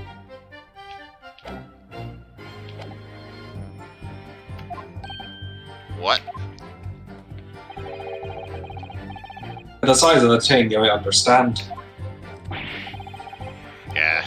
Now you hold on there for a minute, sir. The size of the ting means nothing. Don't on its own. Let's consider the bigger picture here, shall we? Let's stop biting our cane, shall we? I was riding the omnibus on the other occasion when I broke wind loudly. I shocked myself with it as it happened. This is an unexpected confession, Mr. First. Oh, I just mean to say, well, the point is, I tried to open the skylight, you see. But, just my luck, I couldn't make it budge. The stench was terrible.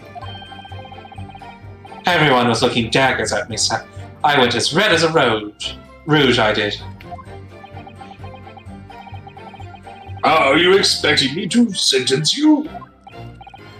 Oh, no, sir. The point is, the skylight can't be opened. I tried and tried when I was inside that cabin for shame. Oh, she's gonna say that it can't be opened now. Excuse me.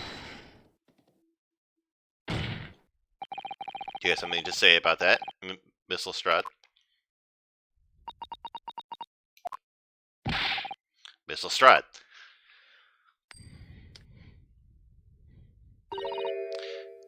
It opens. The skylight. That is what we're talking about, right? Don't shoot me. All them skylights open. Dead easy. More easily than you can load that weapon. That's a lie, I tell you. Otherwise, when I broke wind, You can't do it from inside, you mug. Oh,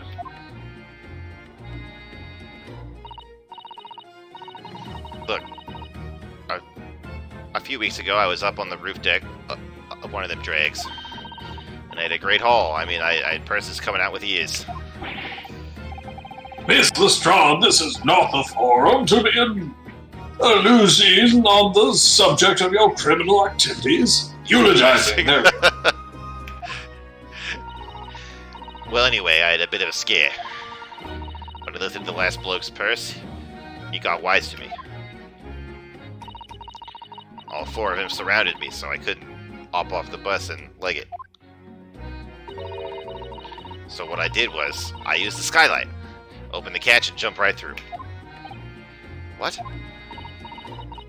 Yeah, the catch for the skylights is on the top side. That's why you can't open them from the cabin. The skylight opens from the roof deck?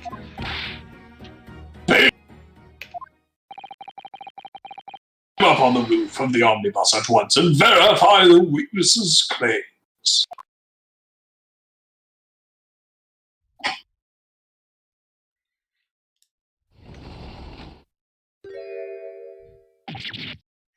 Yeah. oh, my hat.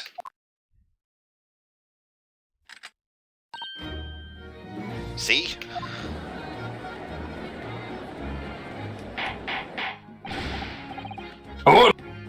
Order! So it appears that this street girl's statements is quite true. I don't believe it. The skylight opens from the roof deck. Mr. Naruhodo! This could be the clue we've been looking for. Well, counsel for the defense, please continue with your cross-examination. Yes, my lord. So the skylight opens. Perhaps I should investigate for myself. Okay.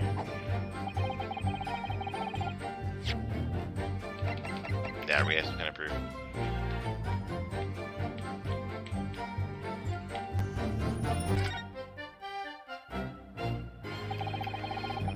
So the skylight was fastened shut before. I'm done. We should be able to open it. Really getting our money out of that animation. Yep.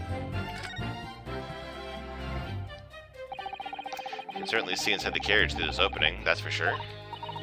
Yes, and there's a lamp in the enclosed cabin. So I'm sure that, yeah. Yep. I thought they would comment on that.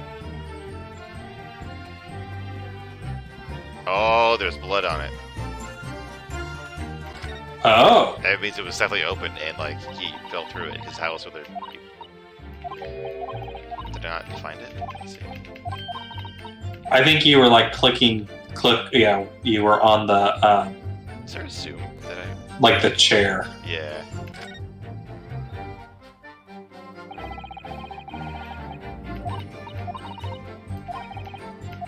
What about from the inside? Yeah, that's what I was thinking.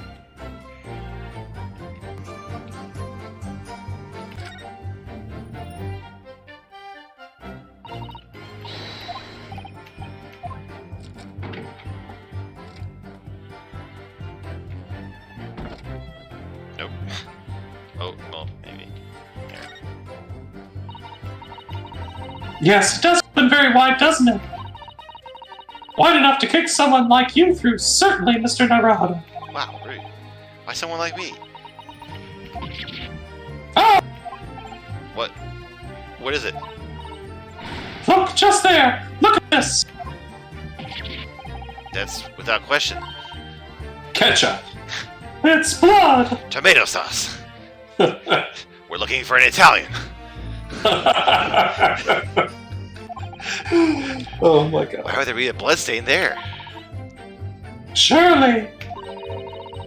It can't be unrelated to the case, can it? The details of the omnibus have been updated in the court record. Alright, so now I think we can present on the last one. Alright, yellow. Objection! Yep. On the night in question, the victim was fatally stabbed in the stomach.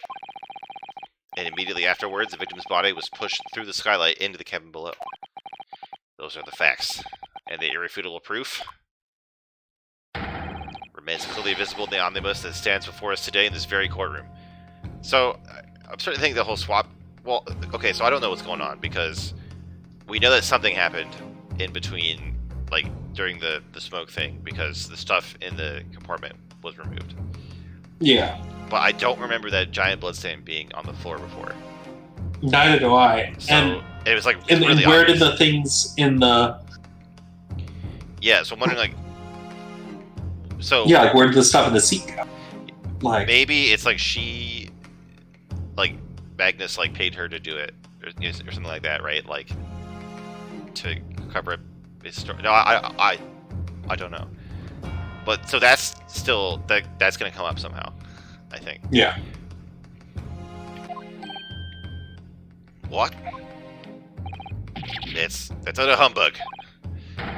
You can't possibly have any evidence. No, you can't. I mean, we didn't do it, I tell you. It's impossible. Irrefutable proof here in this courtroom? That doesn't sound like British law. Counsel! My lord. I believe everyone would appreciate a little clarification here,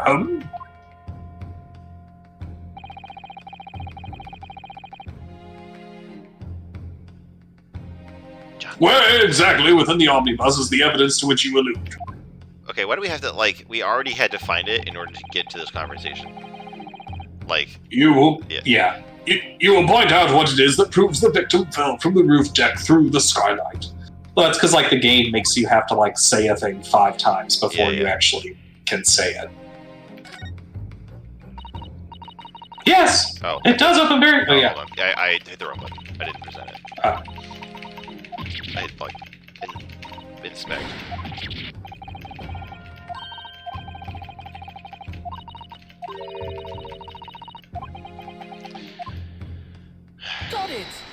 got it. By Jupiter! Is that blood? Ah. This bloodstain proves two things. Firstly, when the incident occurred, the skylight of the omnibus was open. What? And secondly, the victim was already bleeding when he fell through the opening. Oh my! And so it follows that Mr. McGilded, who was inside the enclosed cabin himself at the time, cannot possibly be guilty of this crime. No! No! Order! Order! Order! Hold it.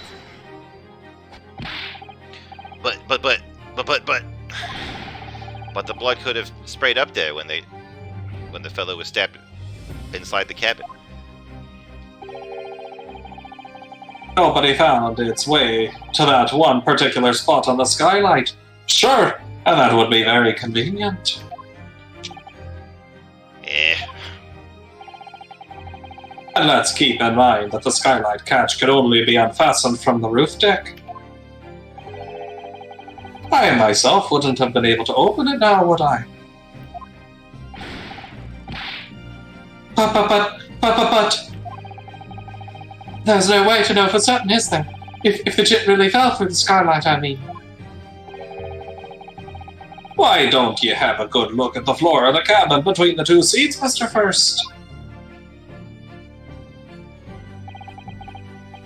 'Tis all too plain, if you see. There's the aftermath that shows the poor fella dropped from the fair height. Right about there, so it is. What? No.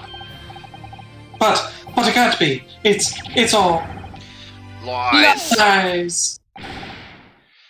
My fellow jury members.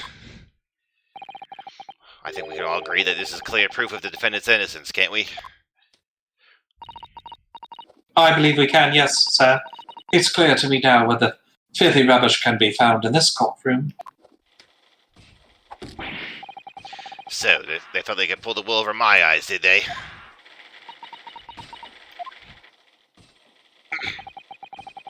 I won't tolerate any of the guilt's carriages being soiled with blood. I won't tolerate. Oh, I always knew that nice gentleman who gave us that delightful park couldn't have done such a thing. On three then, everyone. 1, 2. Objection.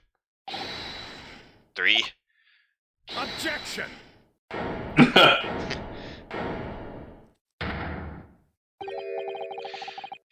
Chilling performance, Mr. McGilded. And what would you be referring to there now, Lord Van Zeeks? A bloodstain on the frame of the skylight. Such evidence is null and void. What? Why? Because I said so. For one extremely simple reason. That smear of blood never existed. Objection. What are you talking about? It's there for all to see, and it's clearly blood. I was Objection. gonna say it was fake during the smoke, I guess. Yeah. I personally attended Scotland Yard's investigation of the omnibus. The officers involved went over the carriage with a fine-tooth comb. So I can state with absolute surety, no such smear of blood existed in the carriage. At least not until this trial began. But Are you suggesting, Lord Van Zeeks, that this stain of blood was... fabricated, my lord? Yes. And while this court has been in session. What?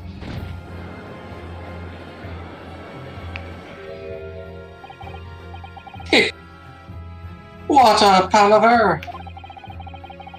I must say I didn't expect such crude reasoning from a prosecutor your standing, Lord Van Zeeks. But I'm Magnus McGilded, a fellow known all over the capital for his fine contributions to public life. I don't take kindly to slander, and I'll fight it to the bitter end. Even if it's rolling off the tongue of the Reaper of the Bailey. Mr. McGilded, I realize that this is your first appearance in court as the accused. However, I am well aware of your involvement behind the scenes in a great many of affairs of dubious nature. You're very adept when it comes to avoiding getting your own hands dirty. And each time it happens that the case you're involved in is investigated, you adapt the facts. Adapt the facts? What does that even mean? When you wield a fortune the size of Mr. McGilded's, however ill-gotten it may be, nothing is impossible. Tampering with evidence, manipulating the scene of a crime, bribing witnesses. I trust your ability to concoct the most convenient of stories, sir. Tut tut, Lord Van Zieks. This will not do, to be sure. Will it now, counsel? No. I think it's fair to say this does all sound like a rather far-fetched excuse by a desperate man. The blood on the skylight didn't exist, you say? But if you will all cast your minds back, is it not true that the omnibus there has been in the courtroom the entire time?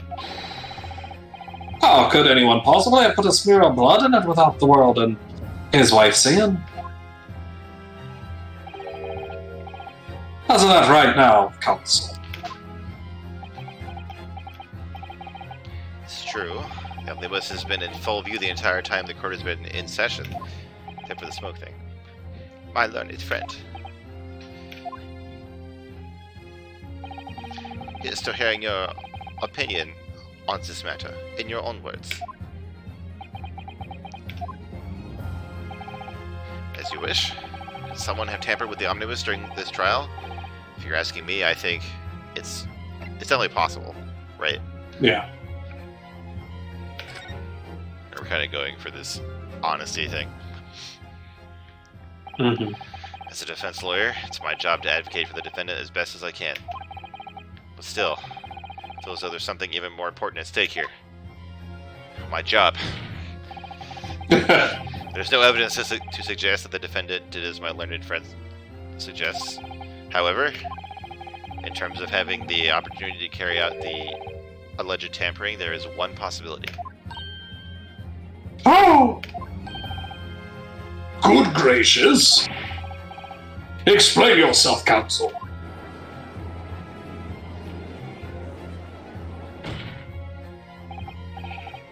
Yes, there is. It seems my learned Nipponese friend has no intention of running from this deceit. Deceit? I'm sure you all still remember clearly the recess that we were forced to take on the slide in the jungle gym. As a result of the smoke grenade fired by the witness currently in the stand, Miss Gina Lestrade.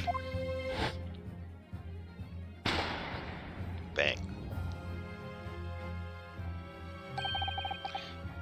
What is going on here in the past? Be careful, Mr. Naruhodo! Cover your face! Bailiff, don't let the accused escape. Secure the omnibus. I hereby call an emergency recess. Bailiff, ensure the defendant is in custody and clear the courtroom. The courtroom was filled with smoke, and everyone was thrown into confusion. All of us were made to leave this chamber.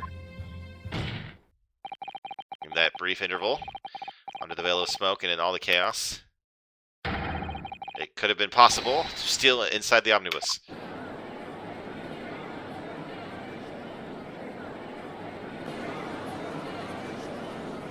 Rabble, rabble, rabble, rabble, rabble. Are you wise? What are you trying to pull, you You rotten feckless gouger. Feckless gouger. You're supposed to be defending me. 'Tis a wicked plot. 'Tis a plot to undermine me, so it is. Objection! Whatever you think this is, it changes nothing. The facts are the same.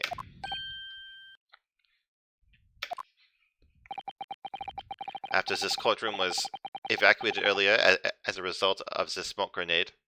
So I think we're close. Jake said like 20 to 30 minutes about 10 minutes ago. Do you want to finish up the case? Yeah, that's fine. Okay. Yeah, because we're at the 2 hour mark, but okay, if you want to finish that, we can do that. Yeah. A number of inconsistencies materialized in relation to the omnibus. Inconsistencies such as? To start with, the storage compartment underneath the rear passenger seat.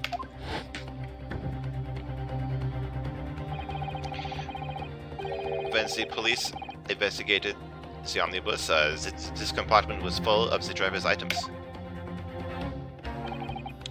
Secondly, we have the smear of blood on the edge of the skylight. As I have said, that was not present at the start of the trial this morning.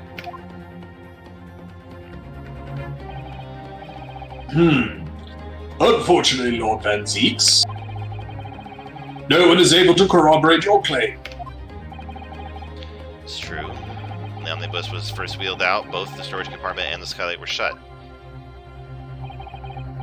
Accordingly, I'm afraid to say we cannot establish with any certainty if the evidence is the result of tampering or not. Indeed, my lord. No doubt there was not a single person who saw fit to verify such things. What do you think? Sorry. About the omnibus? Is there anything else unusual about the omnibus? Let's take a look. I'm sure it's something, but I don't remember the number from the other one. Well, there was that blood stain on the floor as well. Yeah, but that's one of the things that was different, right?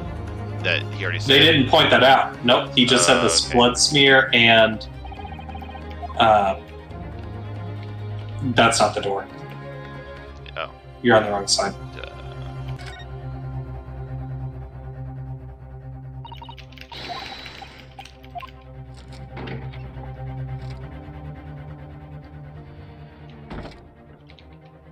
Yeah, I guess it must be the blood stain on the floor, I guess, but...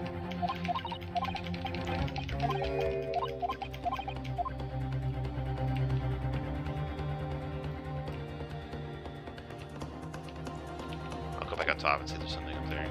But I think it's probably the blood you're thinking, right? Yeah. Okay.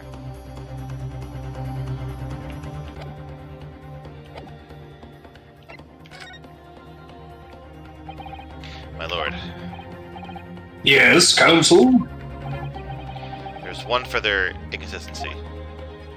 A mark that surely could not have been present at the start of the trial. What? What in the devil's name are you going to say now? If you dare to betray me, you little maggot, you'd better start watching your back. Silence, McGilded. The court awaits the defense's clarification. Grr. Grr. This trial keeps swinging one way and then the other. I have no idea what's the truth and what's deception. What am I supposed to believe here? I shall have to say you to elaborate. I will have to ask you to elaborate, counsel. Oh, God. What exactly is the alleged mark that you claim appeared at some point during the trial? Oh, okay. So I was thinking this was like the guy's blood that fell down, but I think it's like when they were like trying to paint this, they dropped some. Because it's the same color as the one up there, right? But the blood stain on the cushion is much darker. It's older, I guess. Like it's probably not actually blood; it's probably something else. Yeah. Let's see if this is actually it. If we consider that the victim fell through the skylight onto the floor of the cabin, we would certainly expect to find signs of blood where he landed. But as far as I recall, this blood stain on the cabin floor was not there when the omnibus was first brought into the courtroom. Good lord.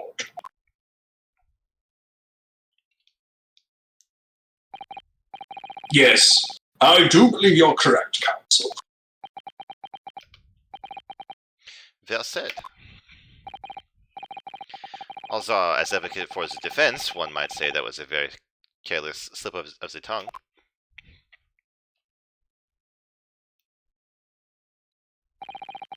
I believe that bloodstain on the floor is a decisive piece of evidence. But if the question is whether that evidence is genuine, or whether it was unlawfully fabricated by someone, I feel compelled to admit that there's at least a possibility the evidence is fake.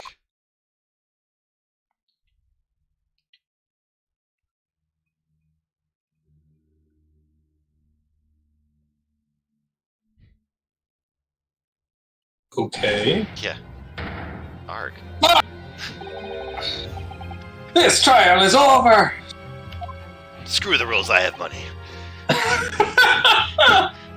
Mr. McGilden. Blue Eyes White Dragon! I've done everything I possibly can to cooperate with the court, but 'tis all over. But you're the defendant. 'Tis over, I tell ya! Ugh. Memory, recollection, what people think these are. 'Tis all nonsense. Facts are what counts, and the fact is the bloodstain is there now! Now! Ah, well, And over the course of the desperate trial, long and extremely drawn out as it has been, that good for nothing Reaper the Baby has failed to present any decisive evidence. I'm scandalized, Sawyer. I thought better of Lord Manzeeks.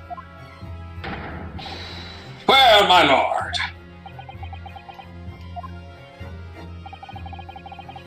I must concur with the defendant. The unaffirmed recollections of an individual cannot stand as evidence. that's like all the testimony we based the entire trial off of. Yeah. At this moment in time, the particular bloodstain in question is very much in existence. And in the absence of any credible method by which to prove its alleged previous non-existence, I regret to say that it would be improper for this trial to continue. Wait, is he gonna like get off on a technicality? Do we have a way to prove that it was there? There.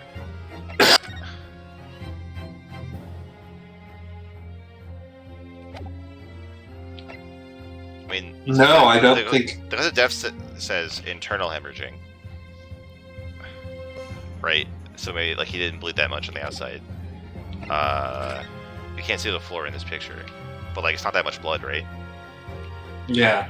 I don't know if that counts. I'm just curious, or if it's got like he's gonna get off on a technicality.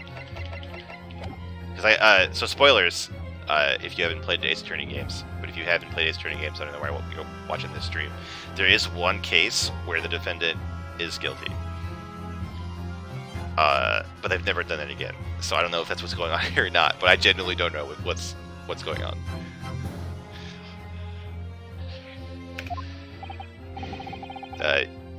Your lordship can't be serious. Lord Zeeks, what is your position? The prosecution, my lord, has no further witnesses or evidence to present.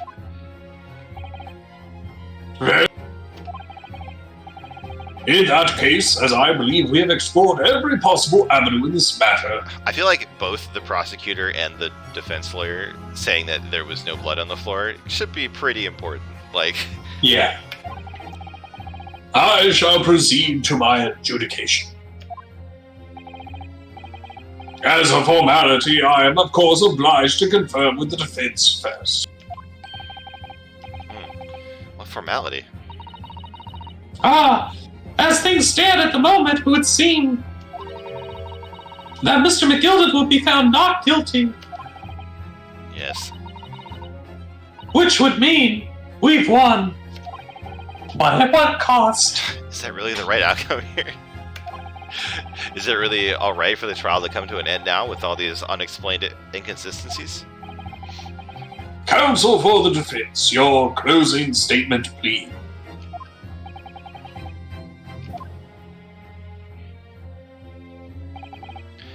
Yes, my lord. The defense believes... The defendant could be guilty. This is pretty different than the previous questions, I think. Especially because, like, Kazuma's whole... And, like...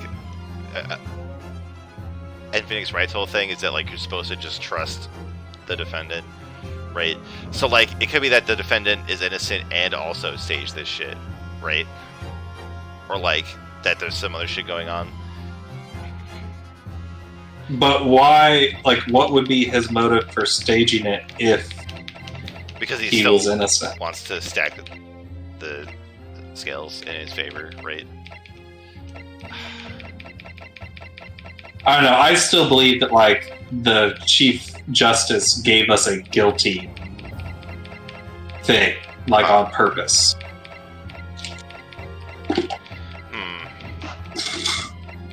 It was like using our naivety against us, right? Like, so, like, if one of these options was we should keep looking, I would go for that in a heartbeat.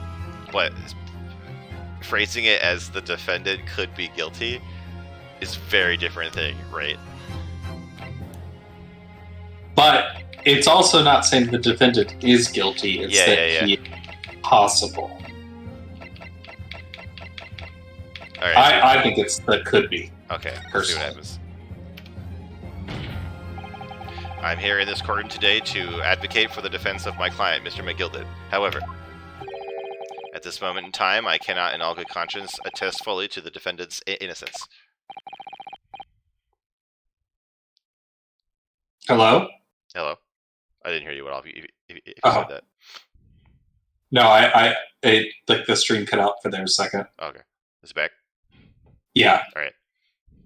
What are you saying, man? Without any question, there is no conclusive evidence to prove that the defendant is guilty. However, there's also no conclusive evidence to prove that he is innocent, because I don't understand how a court of law works. Good. Gracious me. Order, order.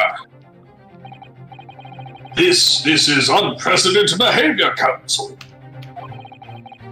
A defense lawyer calling the accused innocence into question. Are you of sound mind?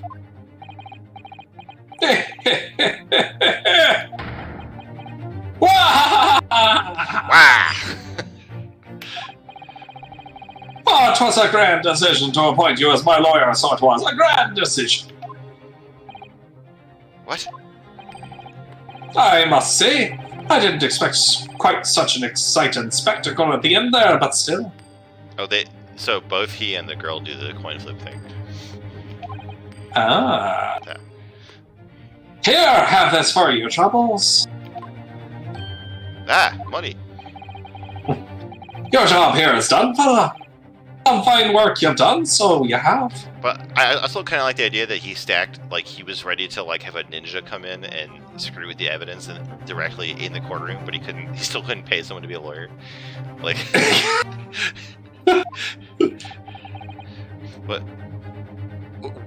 what do you mean? He's gonna, like, fire us? I guess. 'Tis just as the right honourable gentleman so succinctly put it afore. I'm rich and the law works differently. The trial can't go on anymore. And your closing statement there was, how did he put it now? Nothing more than a formality.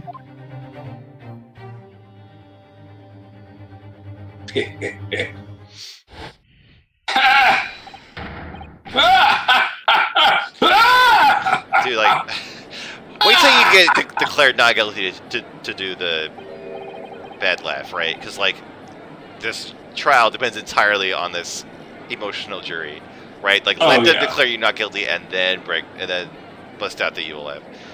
Oh, yeah. I really don't know what to make of all this. Oh, I was seem genuine. What's the fake? His lordship would be fuming. Any unsightly rubbish should be disposed of properly, as I said. The stinking rich are always guilty of something. You marked my words. I feel terribly ashamed that I ever doubted that lovely man who gave us the lovely park. So it's like a hung jury. I guess, yeah. Now that proceedings have unfolded in this way, I am compelled to declare a premature end to this trial. Furthermore, the court must accept the defendant's plea.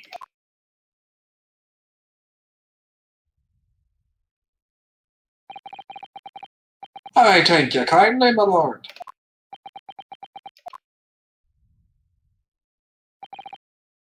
I hereby pronounce the verdict of this court. Objection. Objection. Yeah. but we still haven't determined if the bloodstain in the omnibus is genuine or not. We don't know if these witnesses are telling the truth or a pack of lies. We have no idea about the truth. Lord Van Zeeks, My lord. the case made by the prosecution was flawed, plain and simple. If indeed the omnibus presented as evidence was tampered with, the prosecution is at fault for allowing such a disgraceful perversion of justice to take place. My sincere. It's not. Sorry, what? I was going to say, though, but it's not the prosecution's fault. I mean, I guess it would be like the police for not Yeah. protecting the evidence. I don't know. My sincerest apologies, my lord. Objection. But wait. When we were cleared from the courtroom, Lord Van Zeeks ordered the evidence to be secured. Fuck, I can't talk. Afraid the prosecution cannot shun responsibility in this matter. That's so unfair.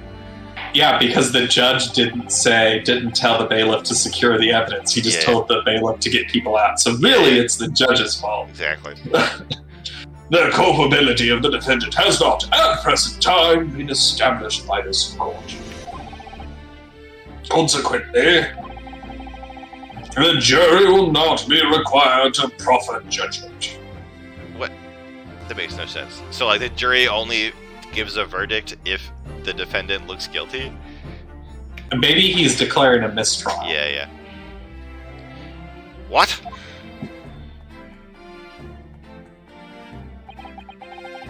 Lord Van Zeeks, it's been a pleasure, so it has. And as for you, my dear fellow, I couldn't have asked for a better defense. Do you mean to tell me this has all been a grand waste of time? 'Tis the law of the land, my good man. If you'd like to pursue this matter further, you can always go ahead and try to change the law. Does this mean, like, if it's a mistrial, you're not protected from double jeopardy, are you? No. Yeah.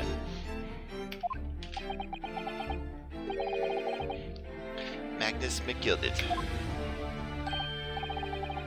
Oh, good grief! You've more to say to me, have ya?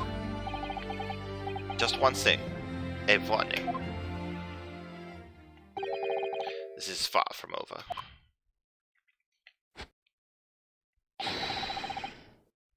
Something to be looking forward to, then.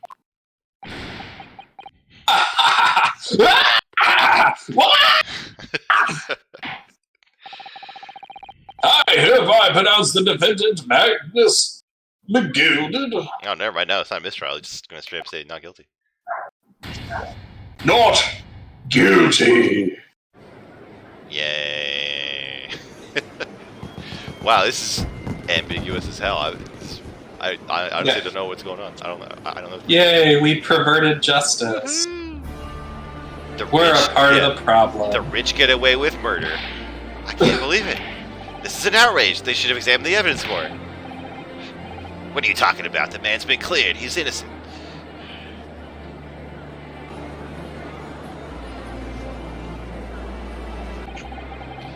The courtroom in pandemonium for the second time that day. The judge delivered his verdict. My first ever trial in Great Britain came to an abrupt end. Or maybe this is why the guy said, I forget his name, the big bad guy said that this would be an easy case because the defendant just bribed people until the word. With the defendant being found not guilty, ostensibly a victory for us.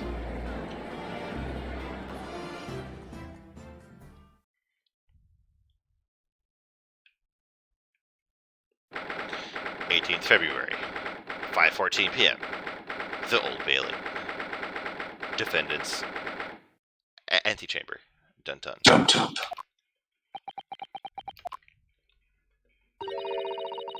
That certainly was a long trial. You're telling me. Yes, it was. Your first ever trial on foreign soil, and your first victory. It was a wonderful performance. My heartfelt congratulations. And to you, Mrs. Otto, thank you for your assistance. I suppose we should be happy. The trouble is, we're still completely in the dark about what really happened. Well, we didn't have enough time. Maybe he'll write a book saying if he had done it, how he would have. But isn't it wrong? I mean, who was actually responsible for Mr. Mason's death? We don't even know that. Yeah, you can't declare someone not guilty until you also declare someone else guilty. No, it doesn't work that way. The sole aim of the defense is to obtain a verdict that exonerates the defendant. You carried out your duty to perfection. Aye, that you did.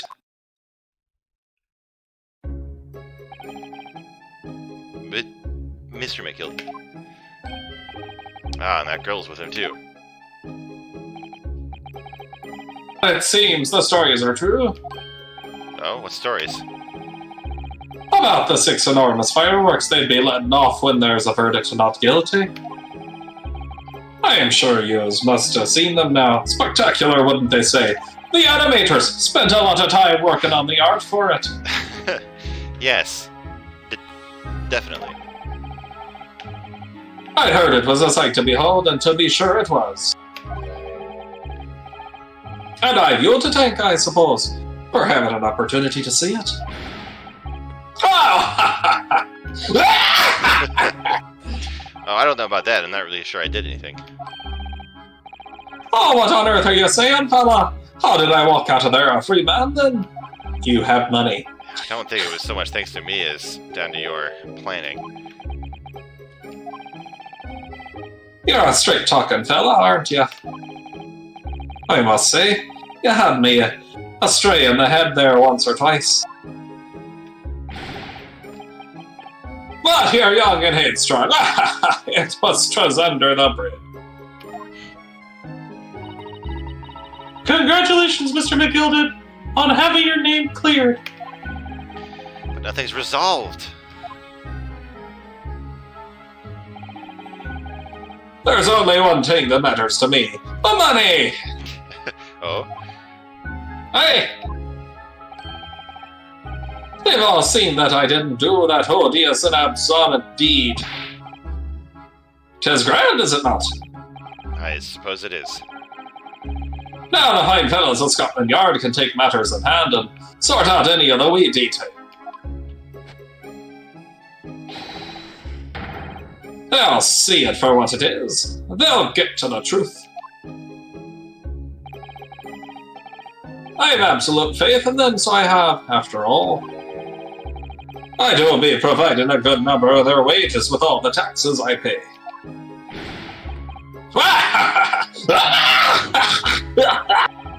It's not that funny. Soften! As we agreed beforehand, 1,000 guineas for your troubles, fella. Oh, no. I couldn't possibly accept that much. I'll be with you're a humble people, are you, from the east? Well, if you insist. But have this, still and all. You deserve a reward. Can't do without. Take the 1,000 guineas. Mr. Magnus McGilded. To be arrested for another crime. Everything is ready, sir, if you'd like to follow me into the courtroom. Into the courtroom? What's this, officer? 'Tis sooner than I was led to believe. I hope it's not inconvenient, sir. There were some changes to the schedule. He's gonna write out, like, in the carriage. Like... Well, I must be making tracks now. 'Tis time for the inspection. Sorry? What inspection? They're going to examine the omnibus again, so I'm told. What? I'm so confused. I asked if I could be present for it myself. They're going to examine it again? Now? Now that it's too late to do anything about it? Yeah. Naturally, I am under no obligation to take part in any more of this matter now. But as an upstanding member of London society, I do be doing my best to help where I can. 'Tis a gentleman's duty, so it is. So then, fare thee well. 'Twas an absolute pleasure meeting yous. I hope you have a whale of a time while you're studying here in Great Britain.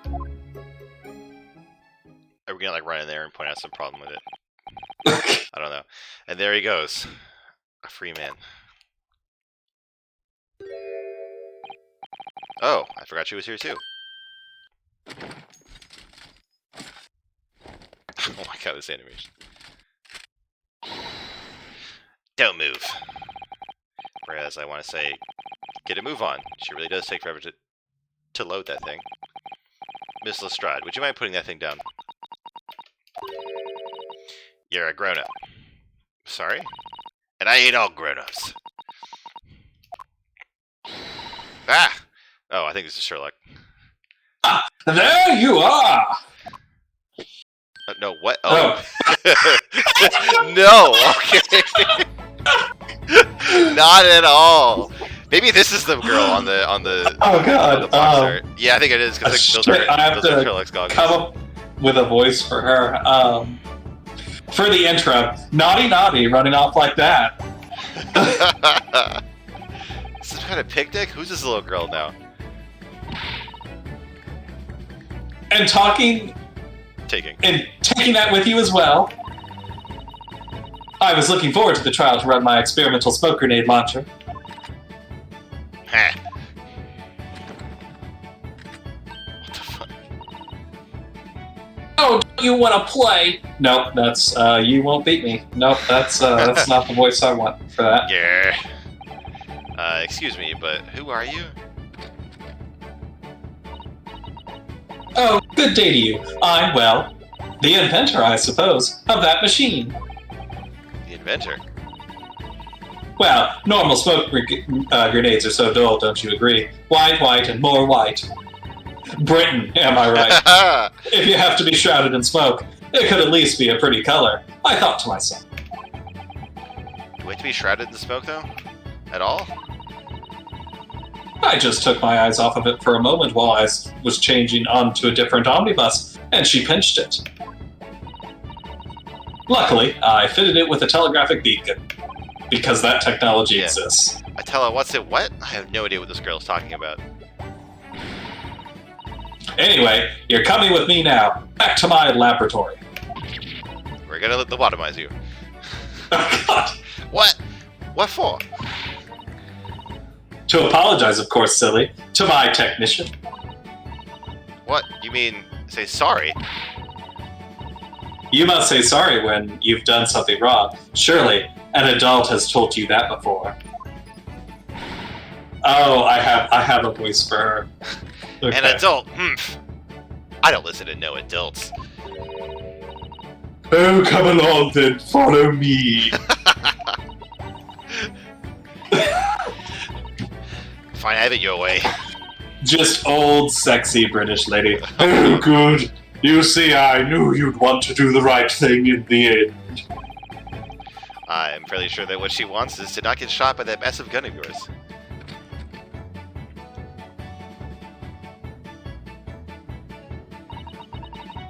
Well, be leaving now then. Bye-bye. I'm so sorry for all the fuss. She was a lively one.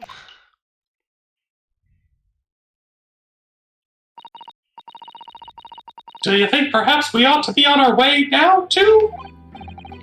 Yeah, you're right, but where to? Oh! If only we got paid 1,000 guineas. Yeah, we could have stayed anywhere. We haven't had time to find a place to stay. No sooner have we arrived in London than they made the rush here. All our traveling cases are still with the bailiff. I was originally planning to spend today in search of lodgings.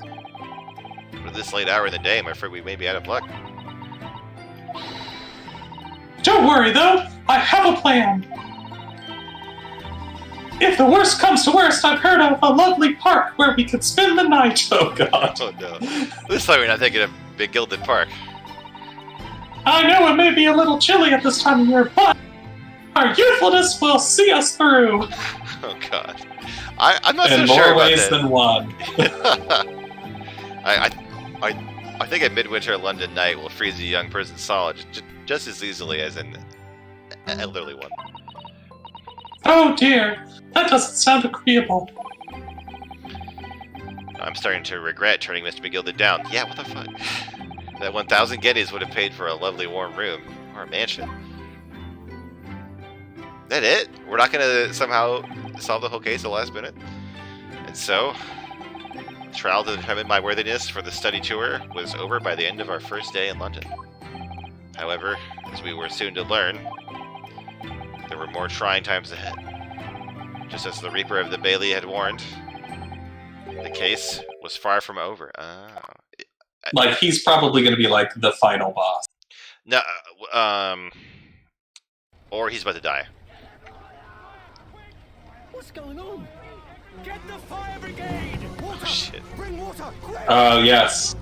He burns down the omnibus. I don't know, sir. By the time I got here, it was already engulfed. No one was supposed to be allowed in here before we started investigating. Yeah, he's in there. Okay, someone killed him in there. No. Oh, good God. Go open the door! There's someone in there.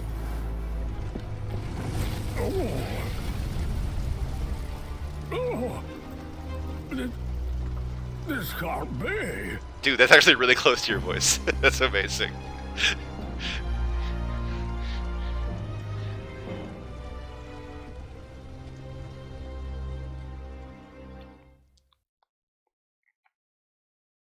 So, maybe it's gonna be we're defending the girl now? For his murder? Mm. I don't know. Okay, achievement, the Realm of the Reaper. Alright, so I'm gonna pause it there for now. That was pretty wild. Oh, yeah. That was definitely not to formula. Like, the next one is the adventure of the So do you think Clown. McGilded is dead? Yeah, I think he was in there. Interesting. Yeah, then we definitely should have taken his 1,000 guineas. Yeah. I mean, I guess we can take him now, right? So that was pretty cool. That case was, like we've been saying, that case was way better than the first two. Mm-hmm. I'm surprised that it was all in the court though. Like I've been saying, like the formula for these games is like the first case is only in court, and then the next three cases are you do like a day of investigating, and then a day in court, and then a day of investigating, and then a day in court, and then you resolve it.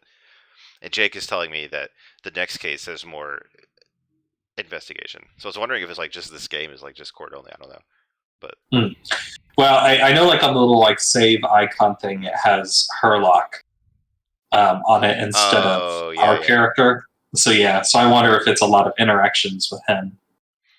Okay, that makes a lot of sense actually.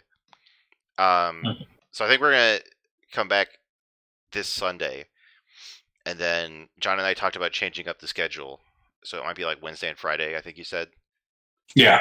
So we'll figure that out. And like we were saying, we are going to take breaks from this game in between cases, and it's basically old news by now. But last week, the Deltarune Chapter 2 came out, and I'm hype as fuck to play that. I've been desperately trying to avoid spoilers, so I think I'd like to play that on stream. I think it should be I'm down. It should be like 2 to 3 episodes. It's not super long. Okay. It just depends. Like in Chapter 1, there was like the obligatory secret boss who's harder than the final boss. And when I played Chapter 1, half of my playtime was trying to fight that boss. So what? If there's... Because I died a bunch. So if there's a boss that's that hard, it might take longer than it's supposed to. But like, I think the intended playtime is like 4 to 5 hours. So okay. it shouldn't be too long. But I was really bad at the secret boss. But anyway, we'll get to that. But when we get to it.